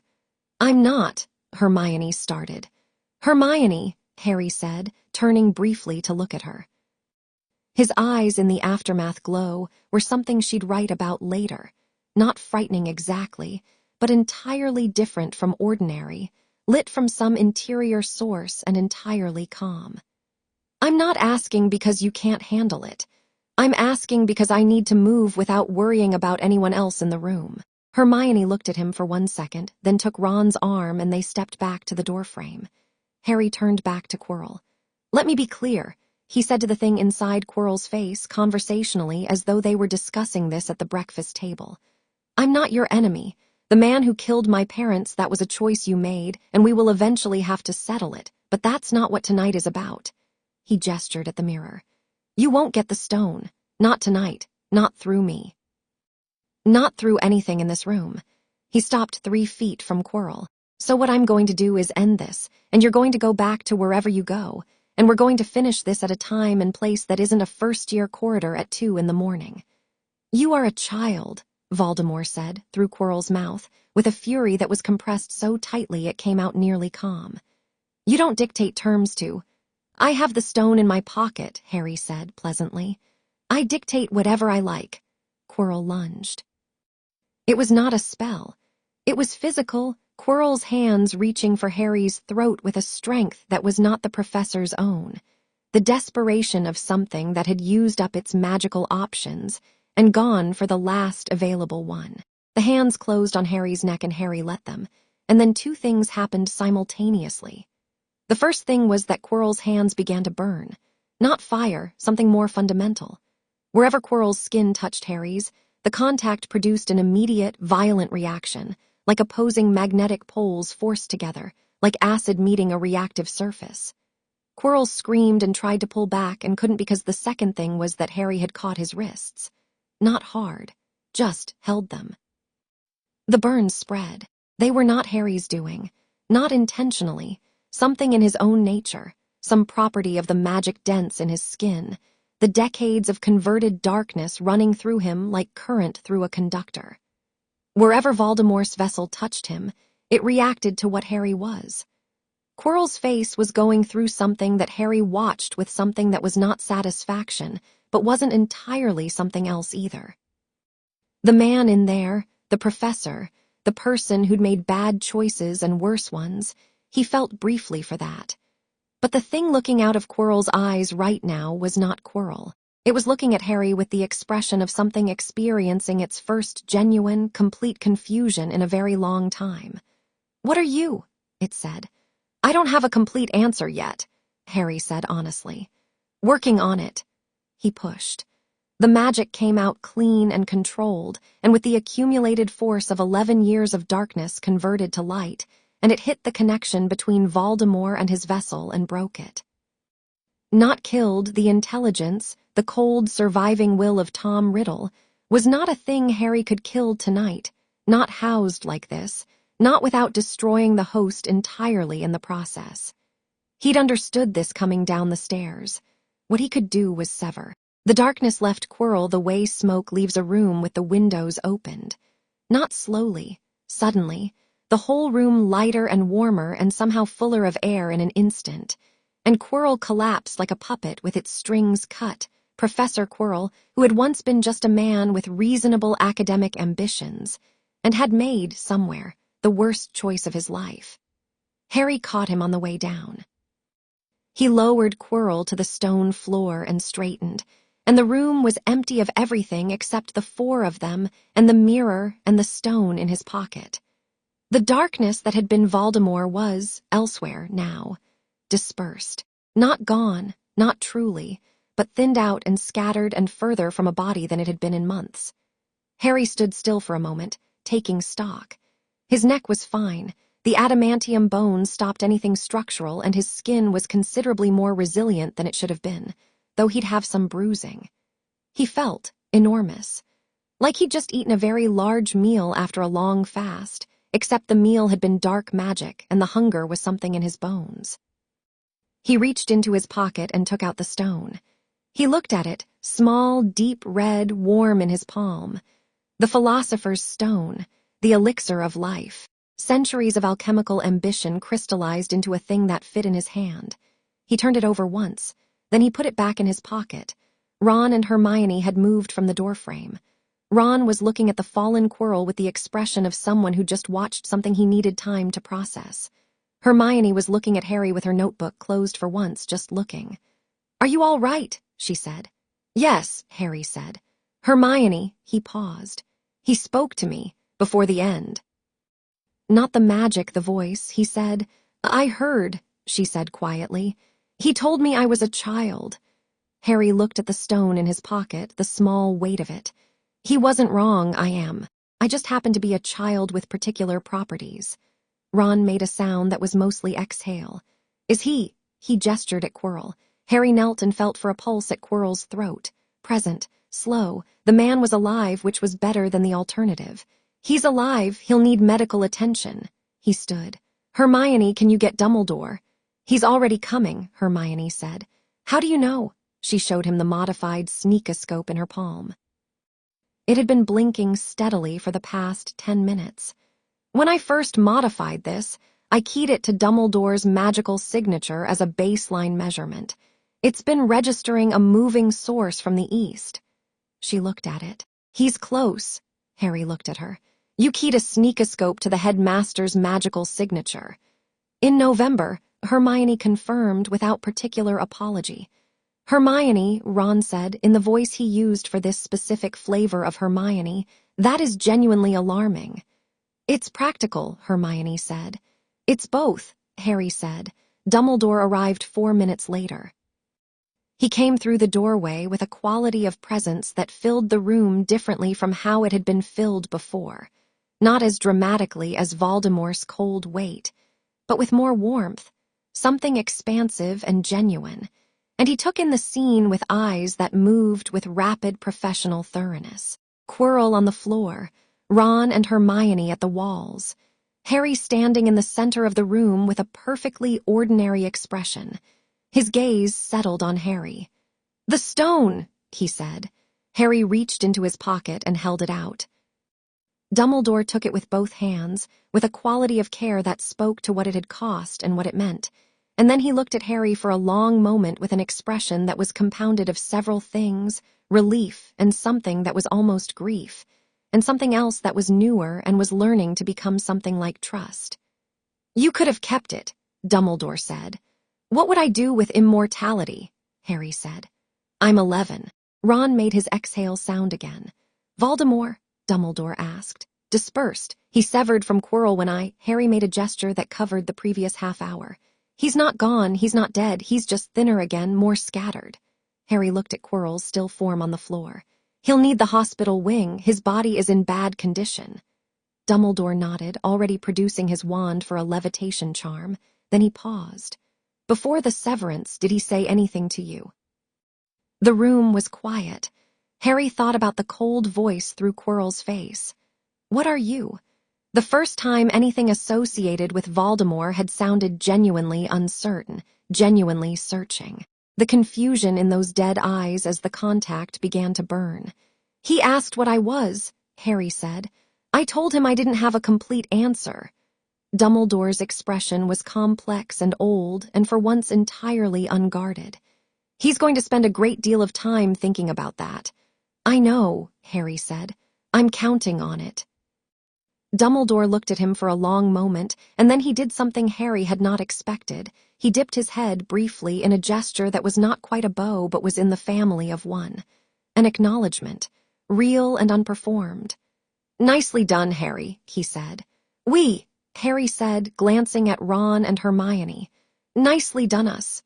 Ron stood up slightly straighter. Hermione wrote something in her notebook that Harry was fairly certain, from the angle, was just the word us underlined twice. The hospital wing held Harry for 2 days, which he thought was excessive since he was entirely uninjured. But Madame Pomfrey had a quality of professional determination that reminded him slightly of Hermione, and he decided early on that arguing about it was not an efficient use of his time. He read through Flitwick's advanced dueling text and started making notes. Ron visited both days and brought food from the kitchens and played 3 games of chess with Harry, winning all 3, which Harry found genuinely enjoyable. Neville came the second day and sat in the chair by the window and talked about his plants and the charms motion, and whether Harry thought there was a herbology-based equivalent of what Harry had done with the devil's snare. Negotiating, Neville said, with the slightly lit expression he got when herbology overlapped with something else he cared about. Hermione came both days and brought books and the notebook and updates on the school's reaction to Quirrell's disappearance, which had been officially explained as a sudden illness requiring extended leave, which satisfied approximately no one. "Malfoy knows something happened," she said, on the second evening. "He cornered me this morning asking leading questions about whether you'd been doing anything unusual in the evenings. What did you tell him? That you slept early and read a great deal." She paused, "which is technically not false. What's Malfoy after?" Hermione considered this carefully. She had the expression she wore when she was being precise. "He's not frightened of you anymore," she said. "Or he is, but the fear has changed character. At the beginning of term, he thought you were famous, and that fame was a thing he could leverage. Then he thought you were powerful and tried to figure out how to oppose that. Now I think he's trying to work out how to make himself useful to you, which is more interesting and more dangerous." Harry thought about this. "He's smart." "He's very smart," Hermione said, with the fair-mindedness of someone who didn't like a person and was being honest about them anyway. "He's had the advantage of a political education most of us haven't. He understands that direct confrontation with you is pointless, so now he's considering angles." "Which angles?" "Social, political. His father has ministry connections." She looked at her notebook. "I think he's going to try to use those connections to define how the wizarding world sees you before you can define it yourself." Harry was quiet for a moment, looking at the ceiling of the hospital wing. Outside the narrow windows, December snow was falling on Hogwarts in long, silent curtains, covering the grounds in white. "Lucius Malfoy," he said. "He's on the school board," Hermione said. "He has the ear of 3 senior ministry officials. He's very good at making things happen through other people." She paused. "He's also been asking questions about the school's unusual activity this term, officially through the board." "He's been asking about me," Harry said. "He's been asking about the school," Hermione said, "which is the same thing with plausible deniability." Harry nodded slowly. He thought about the chess set, and Ron playing it in 11 moves, and what it meant to understand the full board before you made your first move. "Let him ask," he said. "For now, we'll see what picture he's building." Hermione made a note. "You're not concerned." "I'm paying attention," Harry said, "which is what I do instead of concerned." Hermione looked at him over her notebook with an expression that was fond and slightly exasperated in equal measure. "That's not actually better than concerned," she said. "It's more useful," Harry said. The end of term came with the particular relief that belonged to people who had survived something. Not dramatic relief, not the shaky aftermath of danger, but the quiet, deep satisfaction of a problem met and handled and set aside for now. The Great Hall was decked for Christmas, 12 enormous trees blazing with enchanted ornaments, snow somehow falling from the ceiling in a way that melted before it touched the tables. Most students had gone home. The ones who stayed ate together at a single long table pushed close to the fire, and Harry was one of them because Privet Drive was not a place he was inclined to return to with any enthusiasm, and because there was, frankly, nowhere he'd rather be than here. Ron was there too. His family had offered to have Harry at the Burrow, and Harry had genuinely wanted to, and was already planning to ask for the summer instead, because there was something he wanted to finish at Hogwarts before the term ended. Hermione had gone home to her parents, but owled every 3 days with new research and the occasional update on completely non-magical subjects, which Harry found unexpectedly delightful. She wrote about her parents' dental practice, and a book she was reading that had nothing to do with magic, and a television show that sounded genuinely strange. He wrote back properly, which was something he'd never had anyone to do before. Neville had stayed too. His gran had been planning to take him to visit some cousin, but the cousin had the flu, and Neville seemed privately relieved about this in a way that said something about the cousin. He and Harry played chess in the evenings, which Neville was beginning to get actually good at, and worked on a charms project that had evolved from the wrist motion lesson into something Flitwick had asked Neville if he'd like to present to the class in January. On Christmas morning, Harry found a significant pile of gifts at the foot of his bed, which was surprising.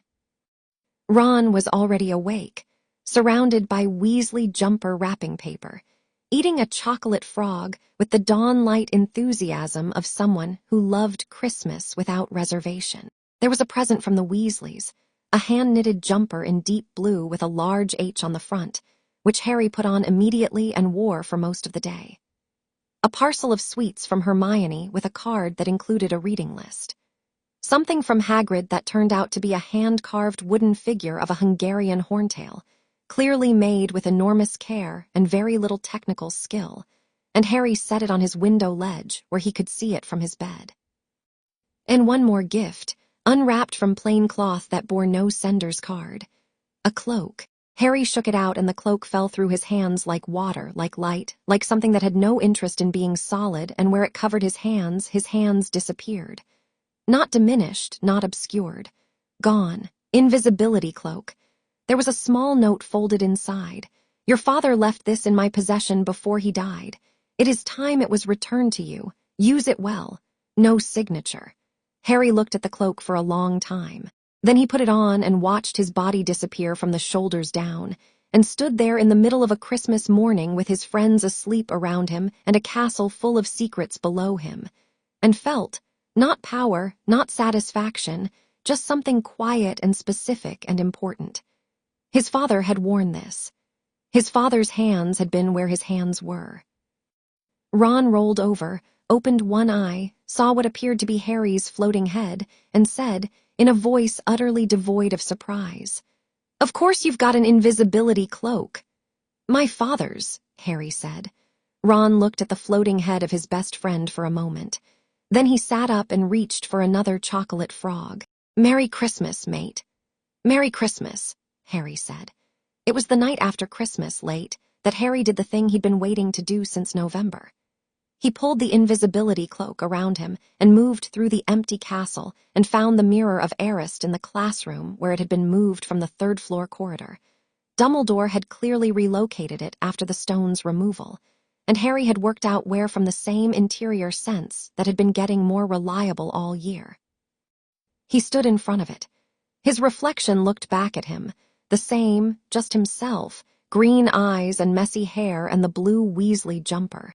And then the deeper image surfaced, and it was exactly what he'd seen in the trap room, the library table, the people. Neville with his wrist right, Ron laughing, Hermione with ink on her face. Not his parents, not safety, not power, just this, just enough. He stood there for a while, not wanting it exactly, that would be the trap, just acknowledging it, knowing the shape of what mattered so he could carry it accurately. Then he heard footsteps and turned, and Dumbledore was in the doorway. "I thought I might find you here," Dumbledore said, moving into the room with his silver robes catching the mirror's light. He stood beside Harry and looked at the mirror with an expression that Harry read as old and personal. "What do you see?" "My friends," Harry said. "Alive, safe." He paused. "Nothing I don't already have." He looked at Dumbledore. "What do you see?" Dumbledore was quiet for a moment. "Socks," he said. Harry looked at him. "One can never have too many socks," Dumbledore said. Harry considered this. That's either true or an extremely old man's way of saying something private. Dumbledore's eyes did the complicated, warm thing. "Quite possibly both," he said. They stood side by side in front of a mirror that showed you what you wanted most, an old man and a boy. And outside the snow was falling on Hogwarts and the fire in the Great Hall was burning down. And somewhere in the country, dispersed and thin and furious, something that had once been Tom Riddle was thinking very carefully about a boy who couldn't be hurt by anything Riddle understood. "He'll come back," Harry said. "Yes," Dumbledore said. "He will. He's going to try to understand what I am before he tries again," Harry said. The confusion in him at the end, that was real. He's used to being the thing people don't understand, being faced with something he doesn't understand. He paused. He'll want to study it. Replicate it, maybe. He'll be careful and slow and patient. "That is my assessment as well," Dumbledore said. "Then we have time," Harry said, "to get ready." Dumbledore looked down at him, not with the managed fondness, not with the calculated warmth, just looking with something behind his eyes that was present and honest and slightly aching. "Harry," he said, "what you did this year, not just in that room, but the whole of it, the way the composure you carry." He paused. "I find myself quite genuinely impressed." "Thank you," Harry said. He meant it. "I have not always been honest with you about what I know," Dumbledore said. I have made choices about information that—" "I know," Harry said. "And you'll keep making some of those choices because you think they're necessary. I'm not asking you to stop being yourself."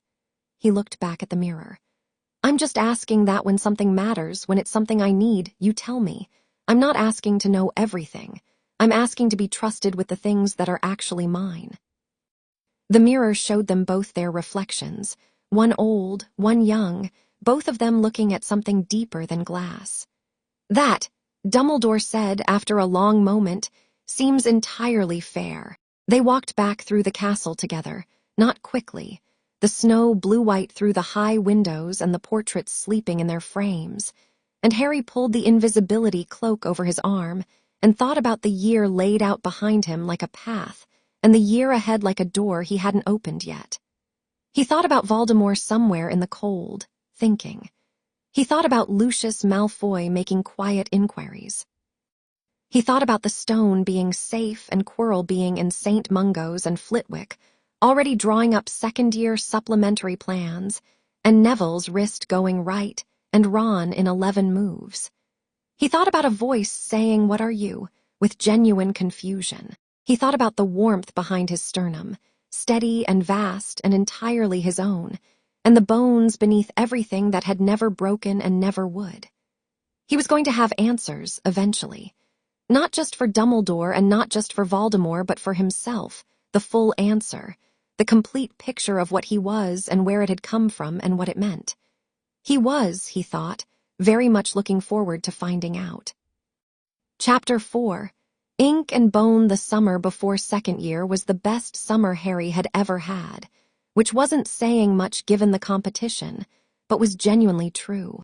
Mrs. Weasley had written to the Dursleys in early July, a letter so warm and enthusiastic, and full of the particular energy of a woman who treated hospitality as a personal mission that Vernon had stared at it for 30 seconds, and then handed it to Harry without a word, in the manner of someone surrendering a document at a border crossing. Harry had packed in 20 minutes and been out the door before Vernon could locate a reason to object.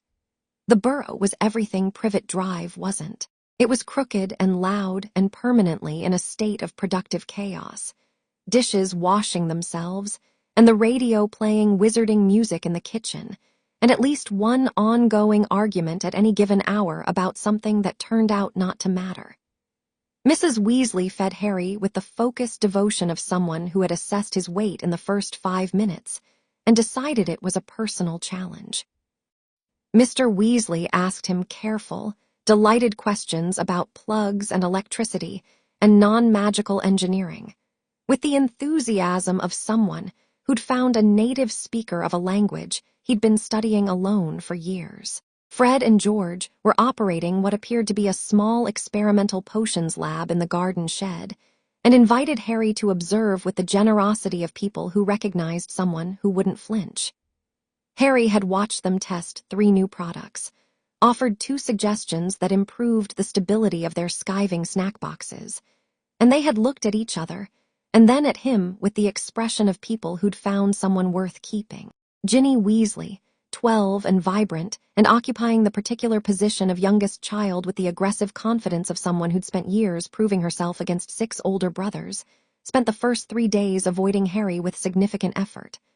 On the 4th day, she knocked over an entire pot of denoming juice onto Harry's shoes in the garden and went absolutely scarlet. "Sorry," she said, very fast. "Sorry, I'll get a cloth, It's fine," Harry said. He looked at his shoes.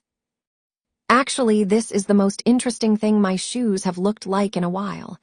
Ginny looked at him sideways. "They're purple. They were boring before." He handed her the garden fork she'd also knocked over. "Denoming, I've never done it. Ron says you throw them." "You have to spin them first," Ginny said, recovering herself with the speed of someone who decided she wasn't going to be flustered by Harry Potter in her own garden. "Otherwise they just land and come back. You spin them so they're disoriented."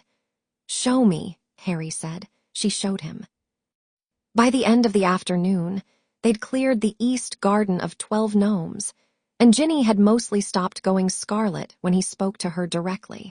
She was, Harry thought, funny and sharp and considerably less impressed by him than her brothers were when they were around each other versus when they were separate, which he appreciated. The letters from Hermione arrived every 5 days with the precision of scheduled correspondence. She'd been to France for 2 weeks and had visited a magical library in Paris that had pre-medieval alchemical records not available in Britain, and her letters about what she'd found were dense and excited and occasionally started mid-thought, as though she'd forgotten he didn't have access to what was in her head. He wrote back every time, long letters, proper ones, about the burrow and the gnomes and Fred and George's experiments, and something funny Ron had said. He found he had more to say than he'd expected, a whole year's worth of having people worth telling things to. Neville wrote too, shorter letters but consistent, updates on his greenhouse and his Gran's grudging acknowledgement that his charm's grade had been, in her words, acceptable, which from her apparently meant excellent. He'd been practicing all summer and wanted Harry to know.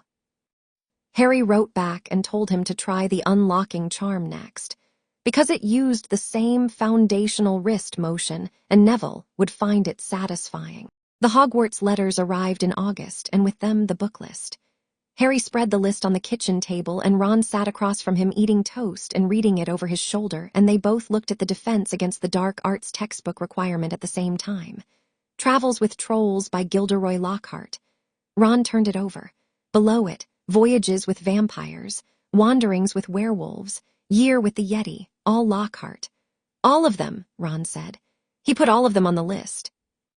Every single one of his own books. He's the new defense professor, Harry said. He'd already made this inference and filed it.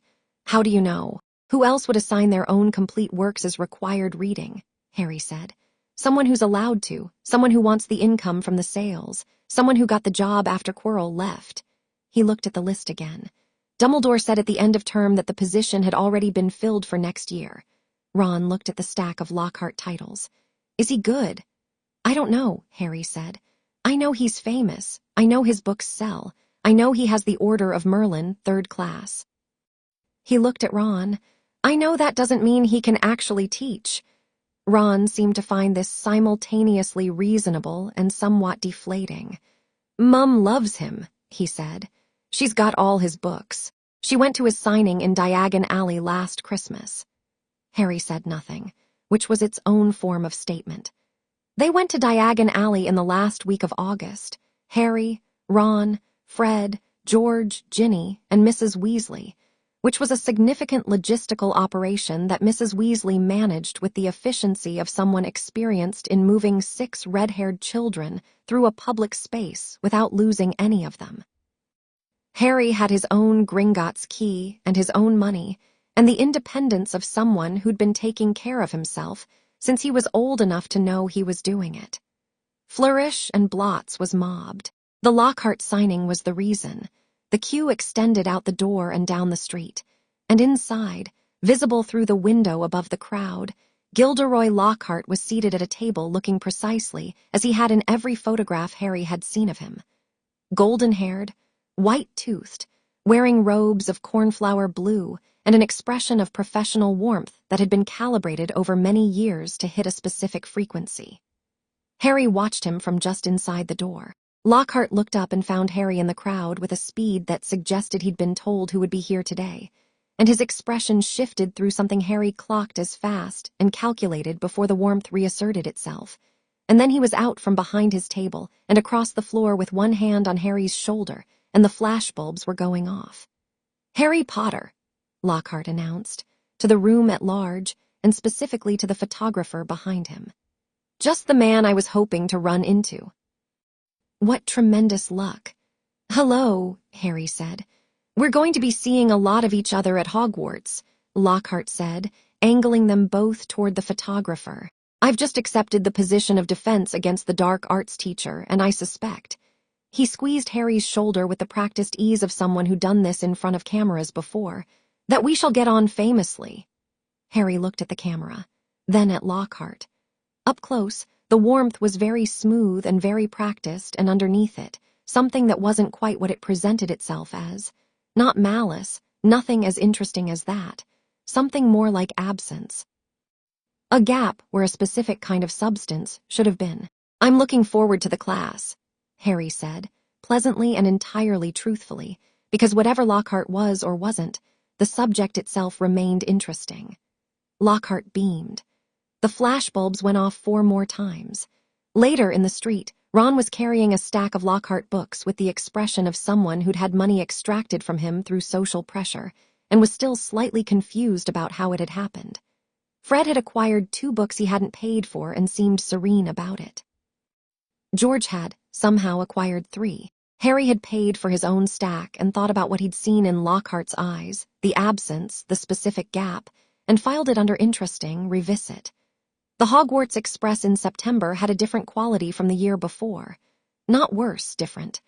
The newness had settled into familiarity, which Harry had discovered was actually better. He knew the train, knew the route, knew the people in his compartment. Ron came in first and immediately put his feet up. Hermione arrived with 2 new books, and her notebook already open, talked for 90 seconds about the Paris library, and then sat down and looked at Harry with the expression she wore when she'd been saving something. "Tell me," Harry said.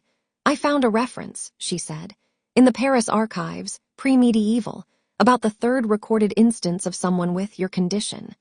She opened her notebook to a page dense with notes in her small, precise handwriting. "There's a section about how the magic interacts with attempts at control.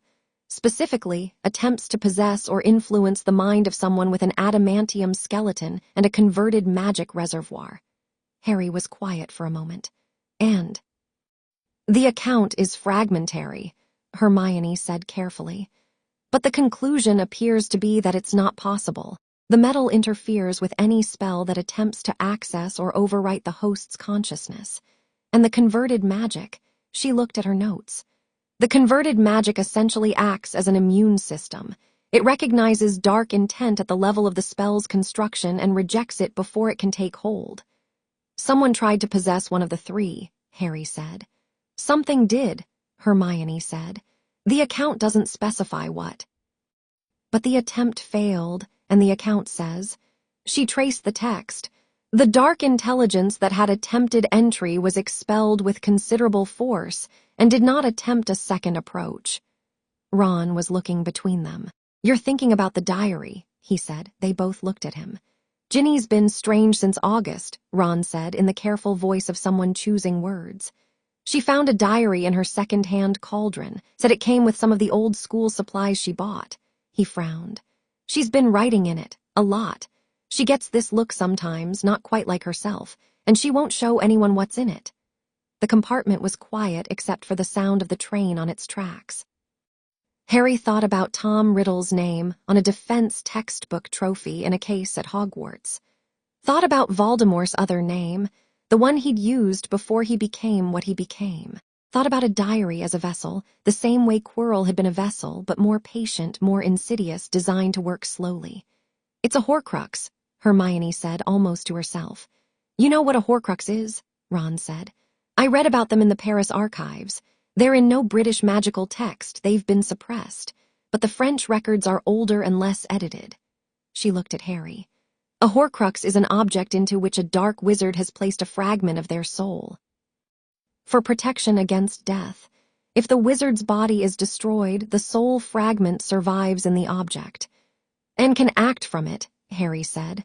"Not easily. It needs a conduit, a host, someone to work through."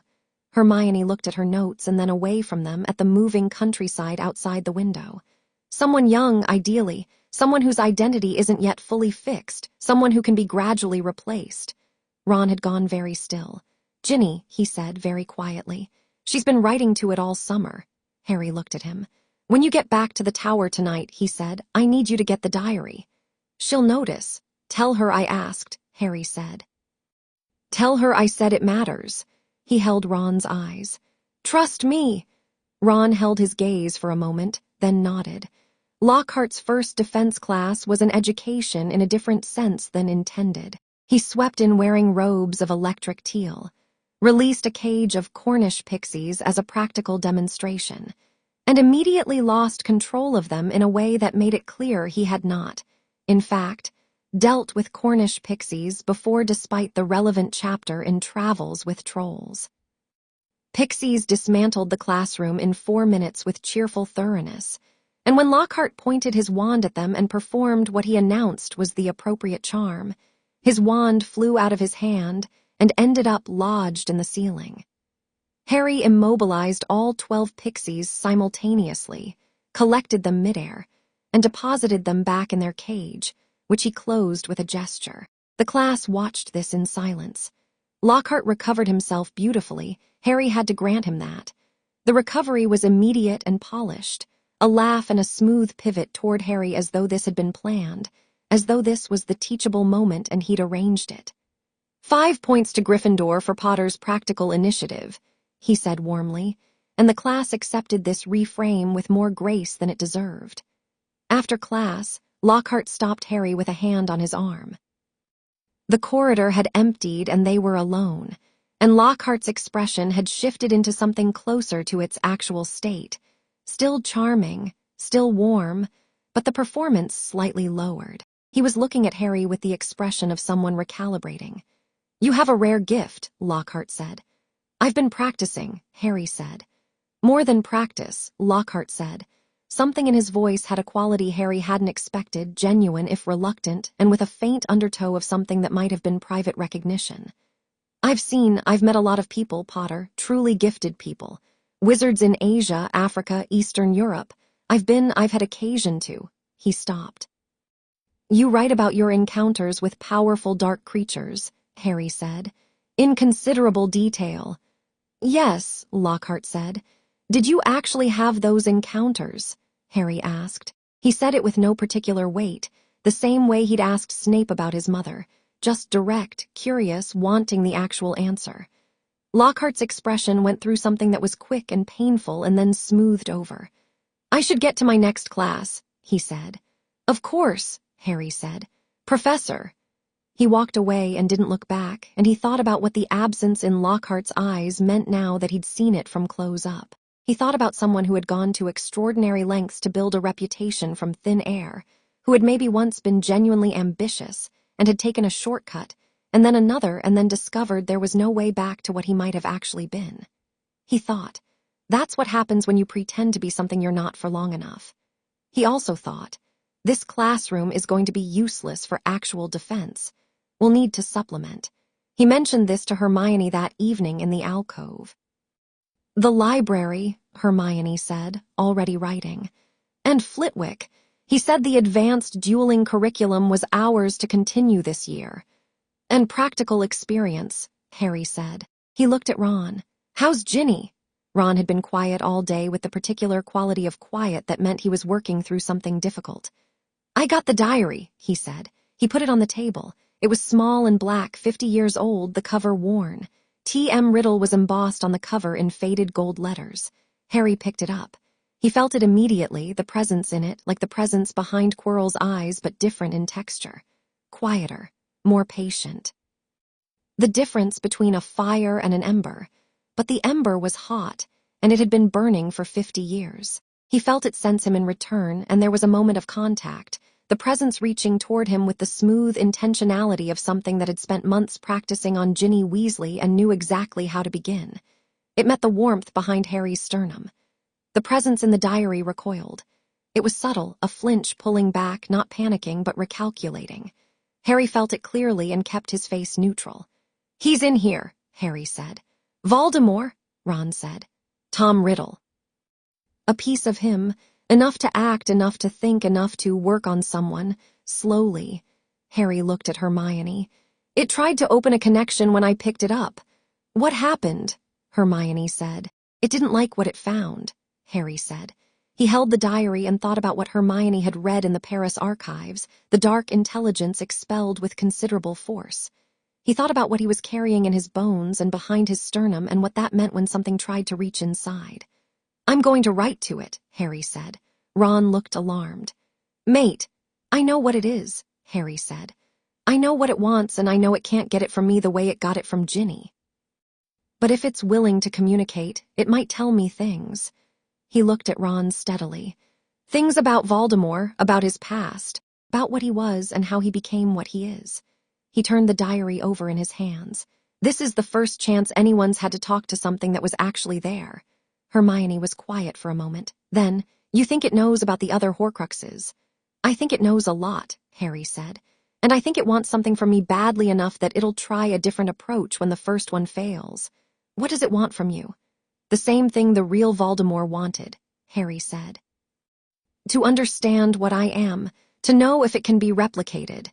He set the diary on the table in front of him, which means it'll talk. He borrowed Hermione's spare quill. He opened to the first blank page. He wrote, "Hello, Tom." For a moment, nothing. Then the ink on the page was absorbed, and new writing bled up through the paper in a different hand, smooth, elegant, the handwriting of a 16-year-old boy who'd been the best student Hogwarts had seen in decades. I wondered when you'd find me, Harry Potter. Ron made a sound that was approximately the opposite of calm. Hermione leaned forward with her notebook. You know who I am, Harry wrote. I've known about you since before you could walk, the diary responded. You were the variable my older self failed to account for, the thing he didn't understand. I've spent 50 years in this diary thinking about what you are. I'd like to compare notes. Harry looked at this for a moment. What's your price? He wrote. A pause, then, I want to not be destroyed. At least not yet. I can feel what you carry. You could annihilate this diary with the magic you're holding. I want enough time to say what I know. Why should I believe what you tell me? Because I'm the only version of Tom Riddle that still has curiosity, the diary wrote. The rest of me became something that only wants. I was made before that when I still understood the value of information for its own sake. I'll tell you what I know. You'll find most of it is true. Harry sat back. He thought about the coldness behind Quirrell's eyes versus this. The intelligence in the diary, sharper, younger. A Tom Riddle who had not yet fully committed to everything his older self had become. A sliver of the past, preserved in ink and dark magic. He wrote, "Tell me about the Horcruxes." The diary talked for 2 hours. Harry wrote questions and Tom Riddle's younger self answered them in the elegant flowing script of someone who'd been waiting for exactly this conversation for decades. The information came in careful increments, never everything at once, but always enough to be verifiable, enough to be useful. Harry could feel the intelligence behind it, real and acute and deeply strange, knowing it was a fragment of a soul and treating itself as a complete thing anyway. There were 7 Horcruxes total. The diary was one. A ring, Slytherin's ring, currently in a ruined house in Little Hangleton, was another. A locket, Slytherin's, that had passed through several hands. A cup, Hufflepuff's. A diadem, Ravenclaw's, hidden in Hogwarts itself. A snake which didn't exist yet but which the older Voldemort intended to make. And one more that the diary was coy about, dancing around, implying, writing half-answers that suggested it knew but wouldn't say. Harry wrote, "The 7th. You won't like it," the diary wrote. "Tell me." A long pause, long enough that Harry wondered if the diary had decided not to answer.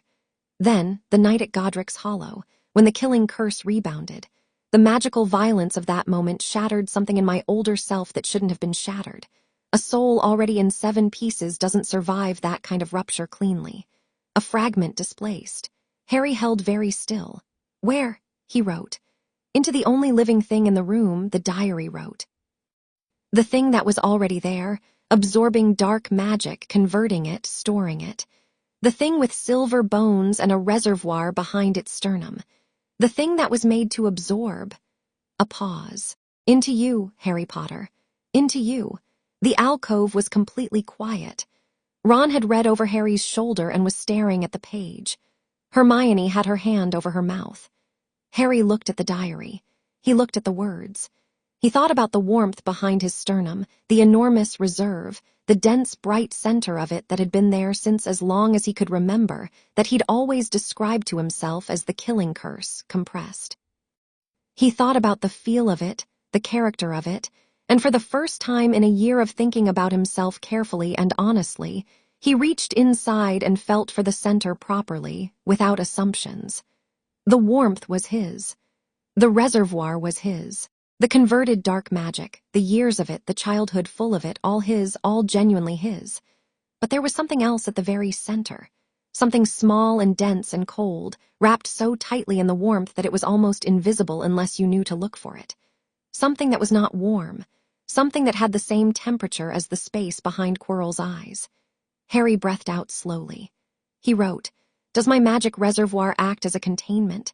"Yes," the diary wrote immediately. "The metal in your bones rejects foreign magical presences. I told you that. That's why I can't possess you. The fragment displaced into you on the night Godric's Hollow was immediately contained by your skeleton's properties. It can't expand. It can't act. It is entirely inert, a stone in amber, a fly in ice. It can't influence you. It can't speak through you. It can't grow, a pause, but it is there. Can it be removed? Not without," the writing paused, started again. "Not without either killing you, or finding a way to extract a specific magical fragment from a living host, without damaging either the host, or what? Or the part of you that's actually you," the diary wrote, and there was something in it that was genuinely reluctant, as though even this fragmented piece of Tom Riddle found something uncomfortable about what it was saying.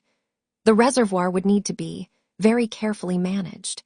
The extraction would need someone of extraordinary skill and knowledge. Dumbledore, potentially, or someone who understood the specific properties of your condition better than anyone currently alive. Harry sat with this for a moment. He thought about what it meant, the thing in him, contained and inert, a hostage in his own body. He thought about every time he'd opened the reservoir and felt the shape of it, the dense, cold core that he'd always thought was the killing curse compressed. It wasn't the killing curse. The killing curse had been converted, same as everything else. This was something else. Something that had arrived that same night but had never been his. He thought about whether this frightened him. It didn't. He took a careful inventory of his response and found something more like clarification, the last piece of a puzzle clicking into place, the shape of himself becoming more complete rather than more dangerous. He wrote, "Thank you. I've told you things that could be used to destroy my other selves," the diary wrote. "The ring, the locket, the rest." A pause. "I told you this because the version of me that became what he became, that version never deserved to win. I was made before he made his worst choices. I am the last piece of Tom Riddle that remembers what it was like to simply want to be extraordinary without destroying anything to get there." Harry looked at these words for a long time. "I'm going to destroy the diary," he wrote. "Not now. When I've verified the information. But I know," the diary wrote, "that's fair." Harry closed it. The alcove was quiet. Outside the window the September night was thick with cloud, no stars, the castle settling into its night sounds. "Harry," Hermione said very carefully. "I know," Harry said. "The thing inside you is contained," Harry said. "Completely contained. It can't do anything, the bones, the reservoir, all of it keeps it isolated." He looked at her steadily. "I've been carrying it for 11 years and it has never once affected me. Because of what I am, it can't." He looked at his hands. "But it exists. And it means I can't. It means that path, if it comes to it, I need to understand it fully before I decide what to do about it." "Dumbledore," Ron said. "Yes," Harry said. "Eventually, when I've thought about it enough to have the right conversation." "Are you?" Ron started, then stopped. "Fine," Harry said. "I'm genuinely fine, Ron, I promise you." Ron looked at him for a long moment with the expression of someone who wanted very badly to argue but could see the truth when it was standing in front of him. Then he nodded, once solid and committed. "Right," he said. "Then we've got a list of things to find and destroy." 6 others, Harry confirmed. "We have locations for 2. "The ring in Little Hangleton," Hermione said, already writing. "The locket," the diary said several hands. "I need to trace that." She was filling her notebook with the focused intensity of a problem she'd decided to solve. "The diadem is in Hogwarts," the diary said, "a place of hiding, a room of hidden things." She looked up. "There's a room on the 7th floor. I've read about it in Hogwarts, a history, a door that only appears when you need it." "The room of requirement," Harry said. He'd felt it in passing, that room, the same way he felt most things, a quality of potential in a section of blank corridor, something waiting to be needed. "It stores things."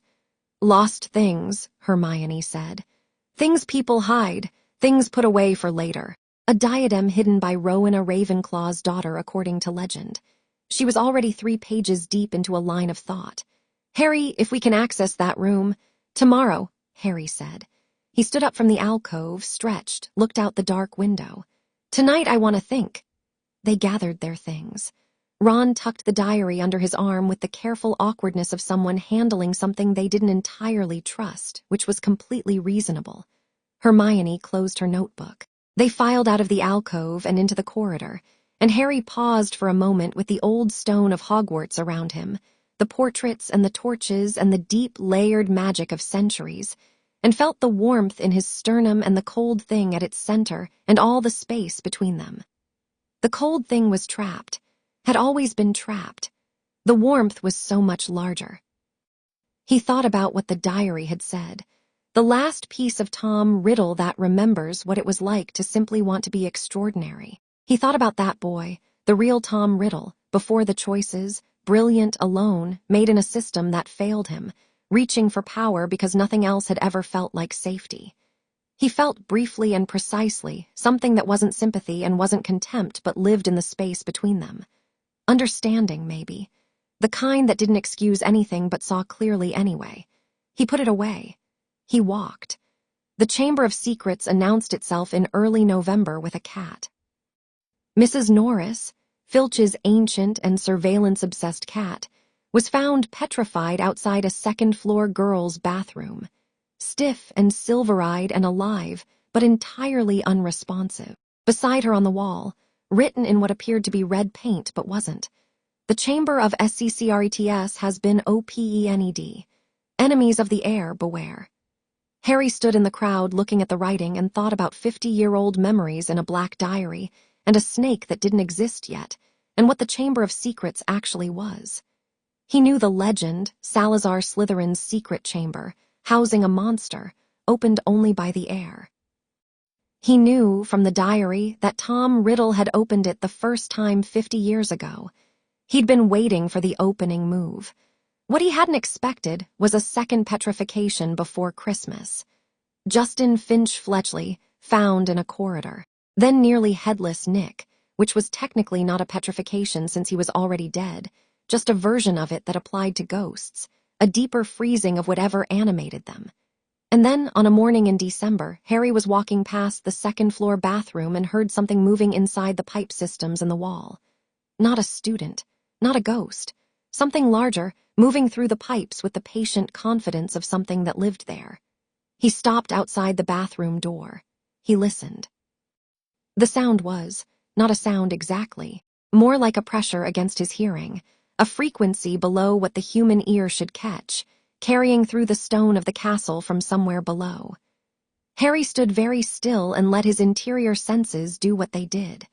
Below him, far below, the presence of something very large, very old, living in the depths of Hogwarts in total darkness.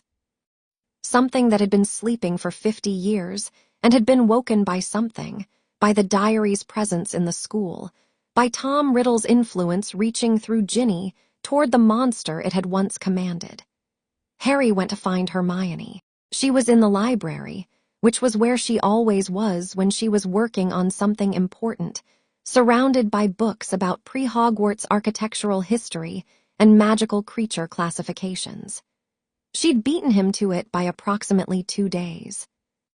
"I know what it is," she said, without preamble, holding up a page she'd torn from a book. Not torn, he corrected.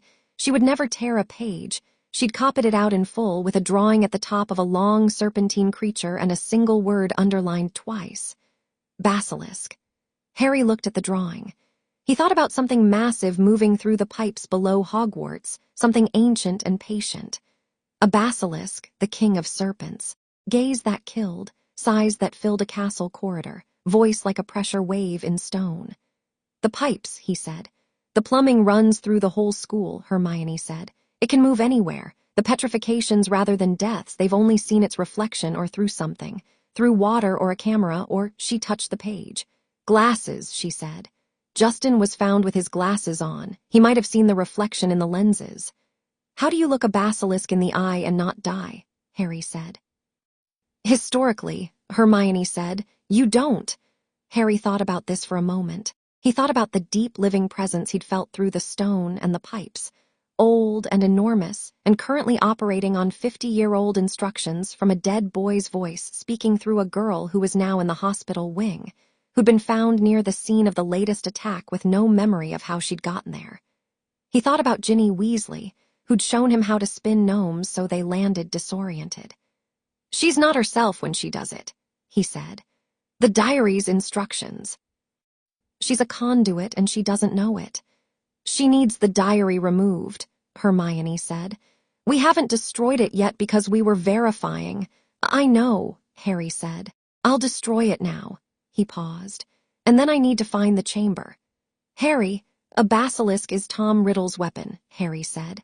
And the chamber is below Hogwarts, and there's a girl in the hospital wing who's going to do something worse if the diary keeps directing her, and I'm the only one who can hear the basilisk moving because...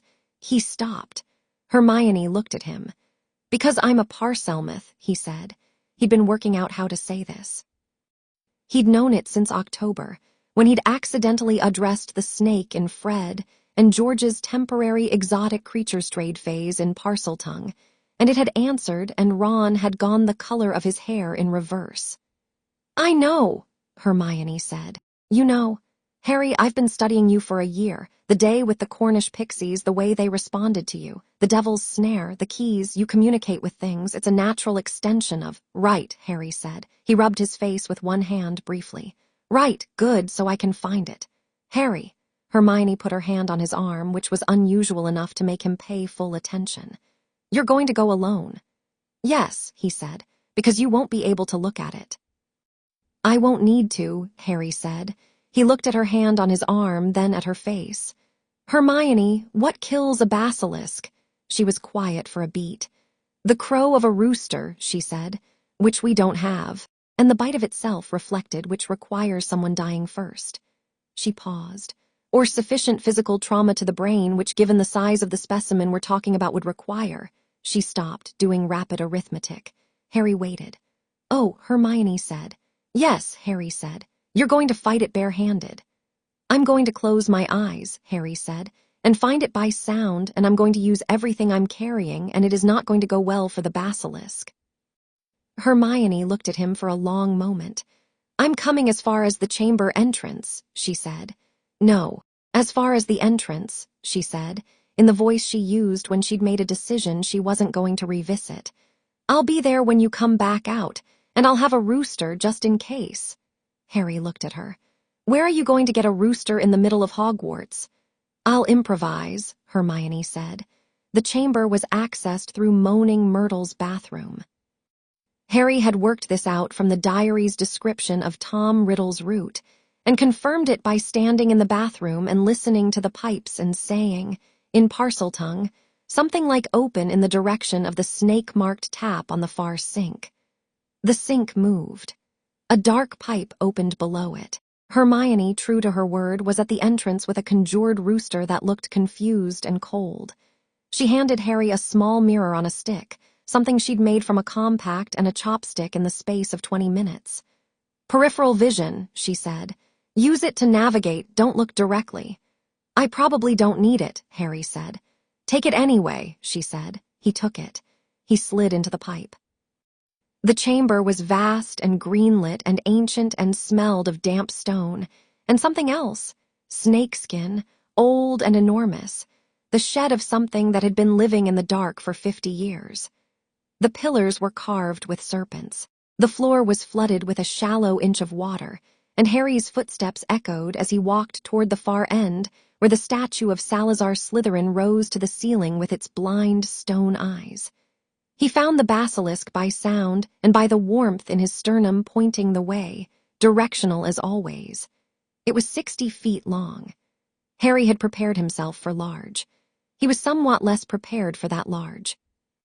But he stopped walking and closed his eyes and held the mirror in his peripheral line and reached out with his other senses and simply felt the creature, its warmth, its enormous life, the old magic woven through its body. It was, under everything, a living thing. tremendous and lethal and entirely itself. He spoke to it in Parseltongue. Not commands, the diary had commanded it, and the diary was destroyed now, the black cover sitting in his pocket in ash and fragments, destroyed by a single focused discharge that had felt exactly like cutting a thread. Without the diary's connection, the basilisk had no current instructions. Harry introduced himself. He said in the sliding vowels of Parseltongue, "I know you've been here a long time. I know someone woke you. The one who woke you is gone now. I'm here to end this." The basilisk regarded him. He felt its attention the way he felt most things, as a pressure, directional, enormous. Its voice, when it responded, was a sound in his bones more than his ears. "You are not the heir." "No," Harry said, "but you speak." "Yes." "Extraordinary," the basilisk said, in the way that something very ancient says extraordinary, without surprise, just acknowledgement. And then it struck. It struck at where Harry had been half a second before, because Harry had moved, and the thing about being something indestructible was that you didn't have to use all your energy being careful about yourself. He was entirely free to commit, and he committed completely, closing the distance to the basilisk's head in the time it took the creature to reset from the miss. And he put both hands on the scales at the back of its skull, and he pushed with everything behind his sternum, all of it at once. The full, enormous warmth of 11 years of dark magic converted to something else entirely. The discharge lit up the chamber in silver white. The basilisk was, genuinely, the most magically potent creature he'd ever been near. When the energy hit it, it fed back into Harry like a wave hitting a seawall. The sheer size of it, the magical density of 60 feet of King of Serpents, and the warmth behind Harry's sternum surged again with a force that cracked 3 of the stone pillars and sent a wave of water in all directions. The basilisk did not die cleanly or quickly. It died the way enormous things die, slowly, with dignity, its great body settling down through stages. Harry kept his eyes closed throughout and spoke to it in Parseltongue as it went, which felt necessary in a way he didn't fully have words for. When it was over, he stood in the flooded silence of the chamber and felt the vast new addition to his reservoir settling in, because the basilisk had been alive with magic, dark and old. And when it died, that magic had gone somewhere, and where it went was the same place everything went. Harry stood there for a moment taking stock. He was fine. His hands were a little scraped from the scales. His robes were soaked. He was standing in a subterranean chamber beneath a Scottish castle, having just personally ended a 60-foot ancient serpent with his bare hands, and he felt, if he was being honest about it, somewhat extraordinary. He started walking back toward the pipe. He spoke aloud in English now, to no one in particular. "Hermione's going to have opinions about this." The chamber's stone walls sent his voice back to him in layers, and somewhere above, the rooster Hermione had conjured crowed once, right on schedule, completely unnecessary and entirely perfect. He came out of the pipe to find Hermione with the rooster under one arm and her notebook in the other hand, already writing while simultaneously watching the entrance, which was exactly as Hermione as anything had ever been. She looked at him, soaked, scraped, not even breathing particularly hard, and then at the empty pipe behind him, and then back at him. "Well," she said. "It's done," Harry said. He reached into his pocket and showed her the fragments of the diary. "This, too." Hermione took a fragment and examined it. The ink was gone entirely. The paper was ordinary, dead empty. She put it down and made a note. "How large?" she said. 60 feet, Harry said. The rooster made a sound. 60 feet, Hermione repeated, writing it down. "Give or take," Harry said. She looked up at him. The expression on her face was the one she'd had in the library in first year when she'd said you might be the most magically powerful wizard alive. Not frightened, not performing, just genuinely, completely present with the reality of him. "How do you feel?" Harry considered the question. "Like I've been adding to a collection," he said. Hermione looked at him for another moment, then closed her notebook with the finality of someone who'd gotten everything recorded. "Ginny will recover," she said. "Without the diary's influence, she should be entirely herself within a week." "Good," Harry said. He looked at the closed entrance behind him, the sink back in place, the ordinary-looking tap with its small snake mark. "We have a list of Horcruxes." "I know," Hermione said. "Two down," Harry said. "We'll find the rest." "I know," she said again. They walked together out of Myrtle's bathroom and into the second-floor corridor, Hermione still carrying the rooster, which seemed more baffled with every passing minute, and Harry leaving wet footprints on the stone. And somewhere above them Hogwarts was doing what it always did, containing its century-old secrets, protecting its students, settling around the two of them with the comfortable familiarity of a place that had decided they belonged. Harry thought about what was left on the list. He thought about the ring in Little Hangleton, the locket, the diadem in the Room of Requirement, the cup, the snake that didn't exist yet, the thing in his own center that would need, eventually, to be addressed. 6 problems. Not today. Today he'd had enough. He reached over and took the rooster from under Hermione's arm, tucked it under his own, and it blinked up at him with offended bird dignity. "I'll return it to wherever you got it," he said. "Hagrid's," Hermione said. "Second pen on the left." "Obviously," Harry said. They turned the corner toward the staircase, and the morning light was coming through the high windows at the end of the hall in long, bright angles. And somewhere in the hospital wing, Ginny Weasley was sleeping off the last traces of a 50-year-old boy's influence. And somewhere in the ruins of Little Hangleton, a ring sat in a rotting house waiting to be found. And Harry Potter walked through his own school with a rooster under his arm and a year's worth of answers in his pocket, and the enormous, warm certainty of someone who knows exactly what they're doing next. Chapter 5. The World Adjusts the Owl arrived on a Monday in March. Harry was eating breakfast when it landed. Not a school owl, not a friendly family bird, but a ministry owl, gray and official, and with the particular held-back quality of something that had been trained to be impressive. It dropped a sealed letter in front of Harry with the gravity of a bailiff serving papers, and then left without waiting for a response, which Harry thought was either rude or a statement. He broke the seal. The letterhead was Ministry of Magic, Department of Magical Law Enforcement, and below that, in the formal scrollwork that the ministry used when it wanted to communicate authority without quite making a direct threat, Mr. H. Potter is requested to attend a formal inquiry regarding several incidents of concern to the ministry, to be conducted at the Ministry of Magic, London, on the 22nd of March. Attendance is not optional. Cornelius Fudge, Minister for Magic Harry, read it twice. Then he folded it, put it in his breast pocket, and finished his breakfast. Ron, who had been watching over his pumpkin juice with the focused attention of someone who'd learned that things that happened near Harry Potter were worth paying close attention to, said, "Well, the ministry wants a meeting," Harry said. "About what?" "About me, presumably." "The chamber," Hermione said, from his other side. She'd arrived at the table 3 minutes ago with books already open, which was the Hermione equivalent of most people arriving in pajamas. She had, Harry suspected, been awake since 5 working on something. "The chamber, the troll, the defense professor leaving in December, the scores on my end-of-term assessments, pick one." Harry poured himself more juice. "Lucius Malfoy has been making inquiries through the school board since November. This is probably what those inquiries built toward." "An official inquiry," Hermione said. "Attendance is not optional," Harry confirmed. Hermione was quiet for a moment with the expression she wore when she was calculating something complex. "Then, you'll want to bring someone. Legally, a minor attending a ministry inquiry is entitled to a magical guardian or advocate." "Dumbledore," Ron said immediately. "Not Dumbledore," Harry said. Both of them looked at him.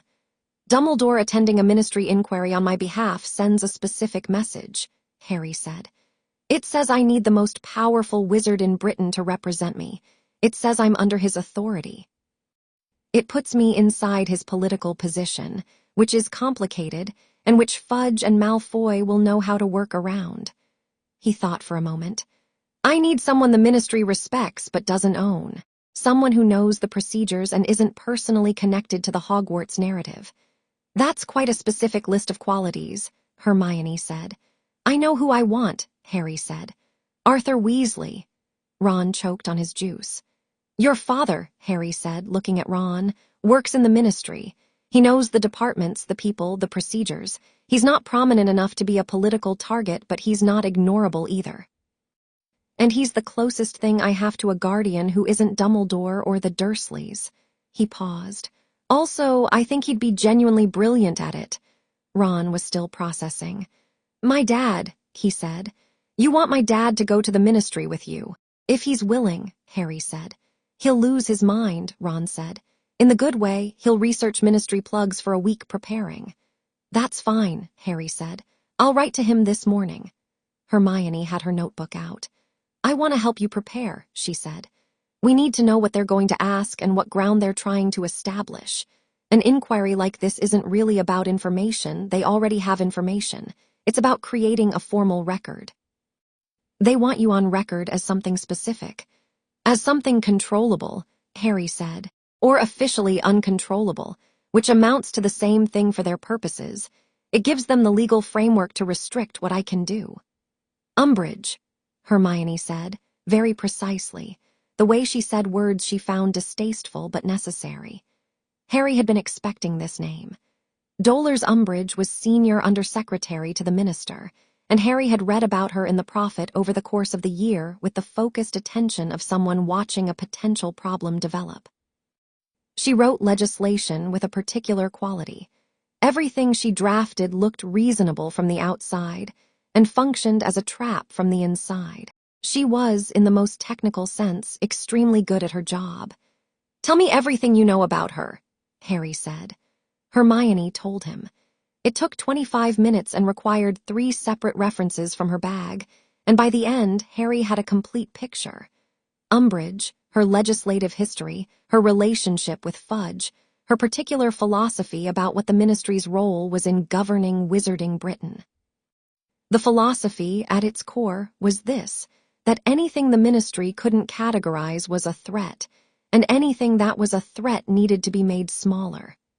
Harry thought about Vernon Dursley, who'd had a version of the same philosophy. He thought about how that had worked out for Vernon. Right, he said. Let's get ready. Arthur Weasley's response came by return all the same evening, written in the enthusiastic hand of a man who was deeply pleased and doing his best to be professionally measured about it. Harry, absolutely, honored to attend. I've already spoken to Perkins about the relevant regulations. Bring your school records if you have them. Looking forward to seeing you.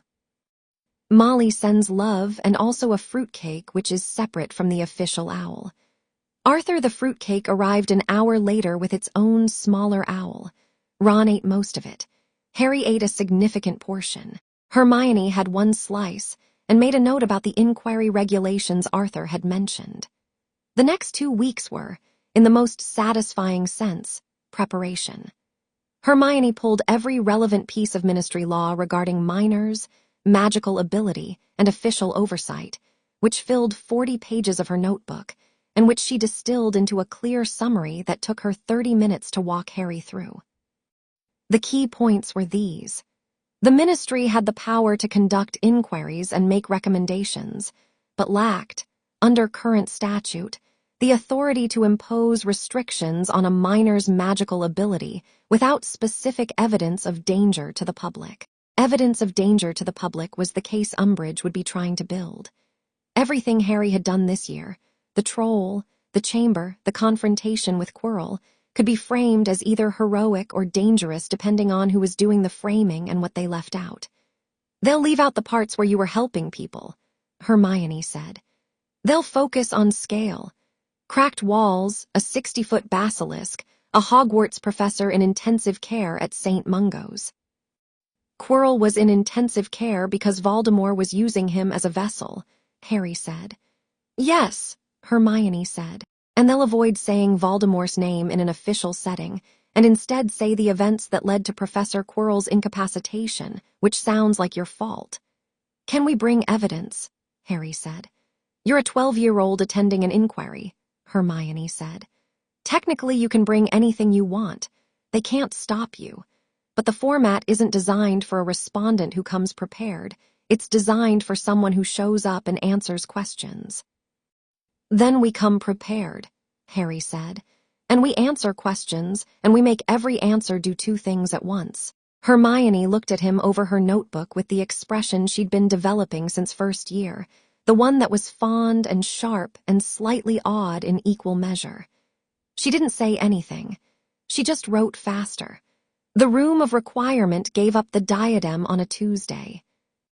Harry had been thinking about it since the chamber, thinking about the list, the 6 remaining Horcruxes and the one that lived in him, ticking through them with the patience of someone who understood that this was a long game and was content with that.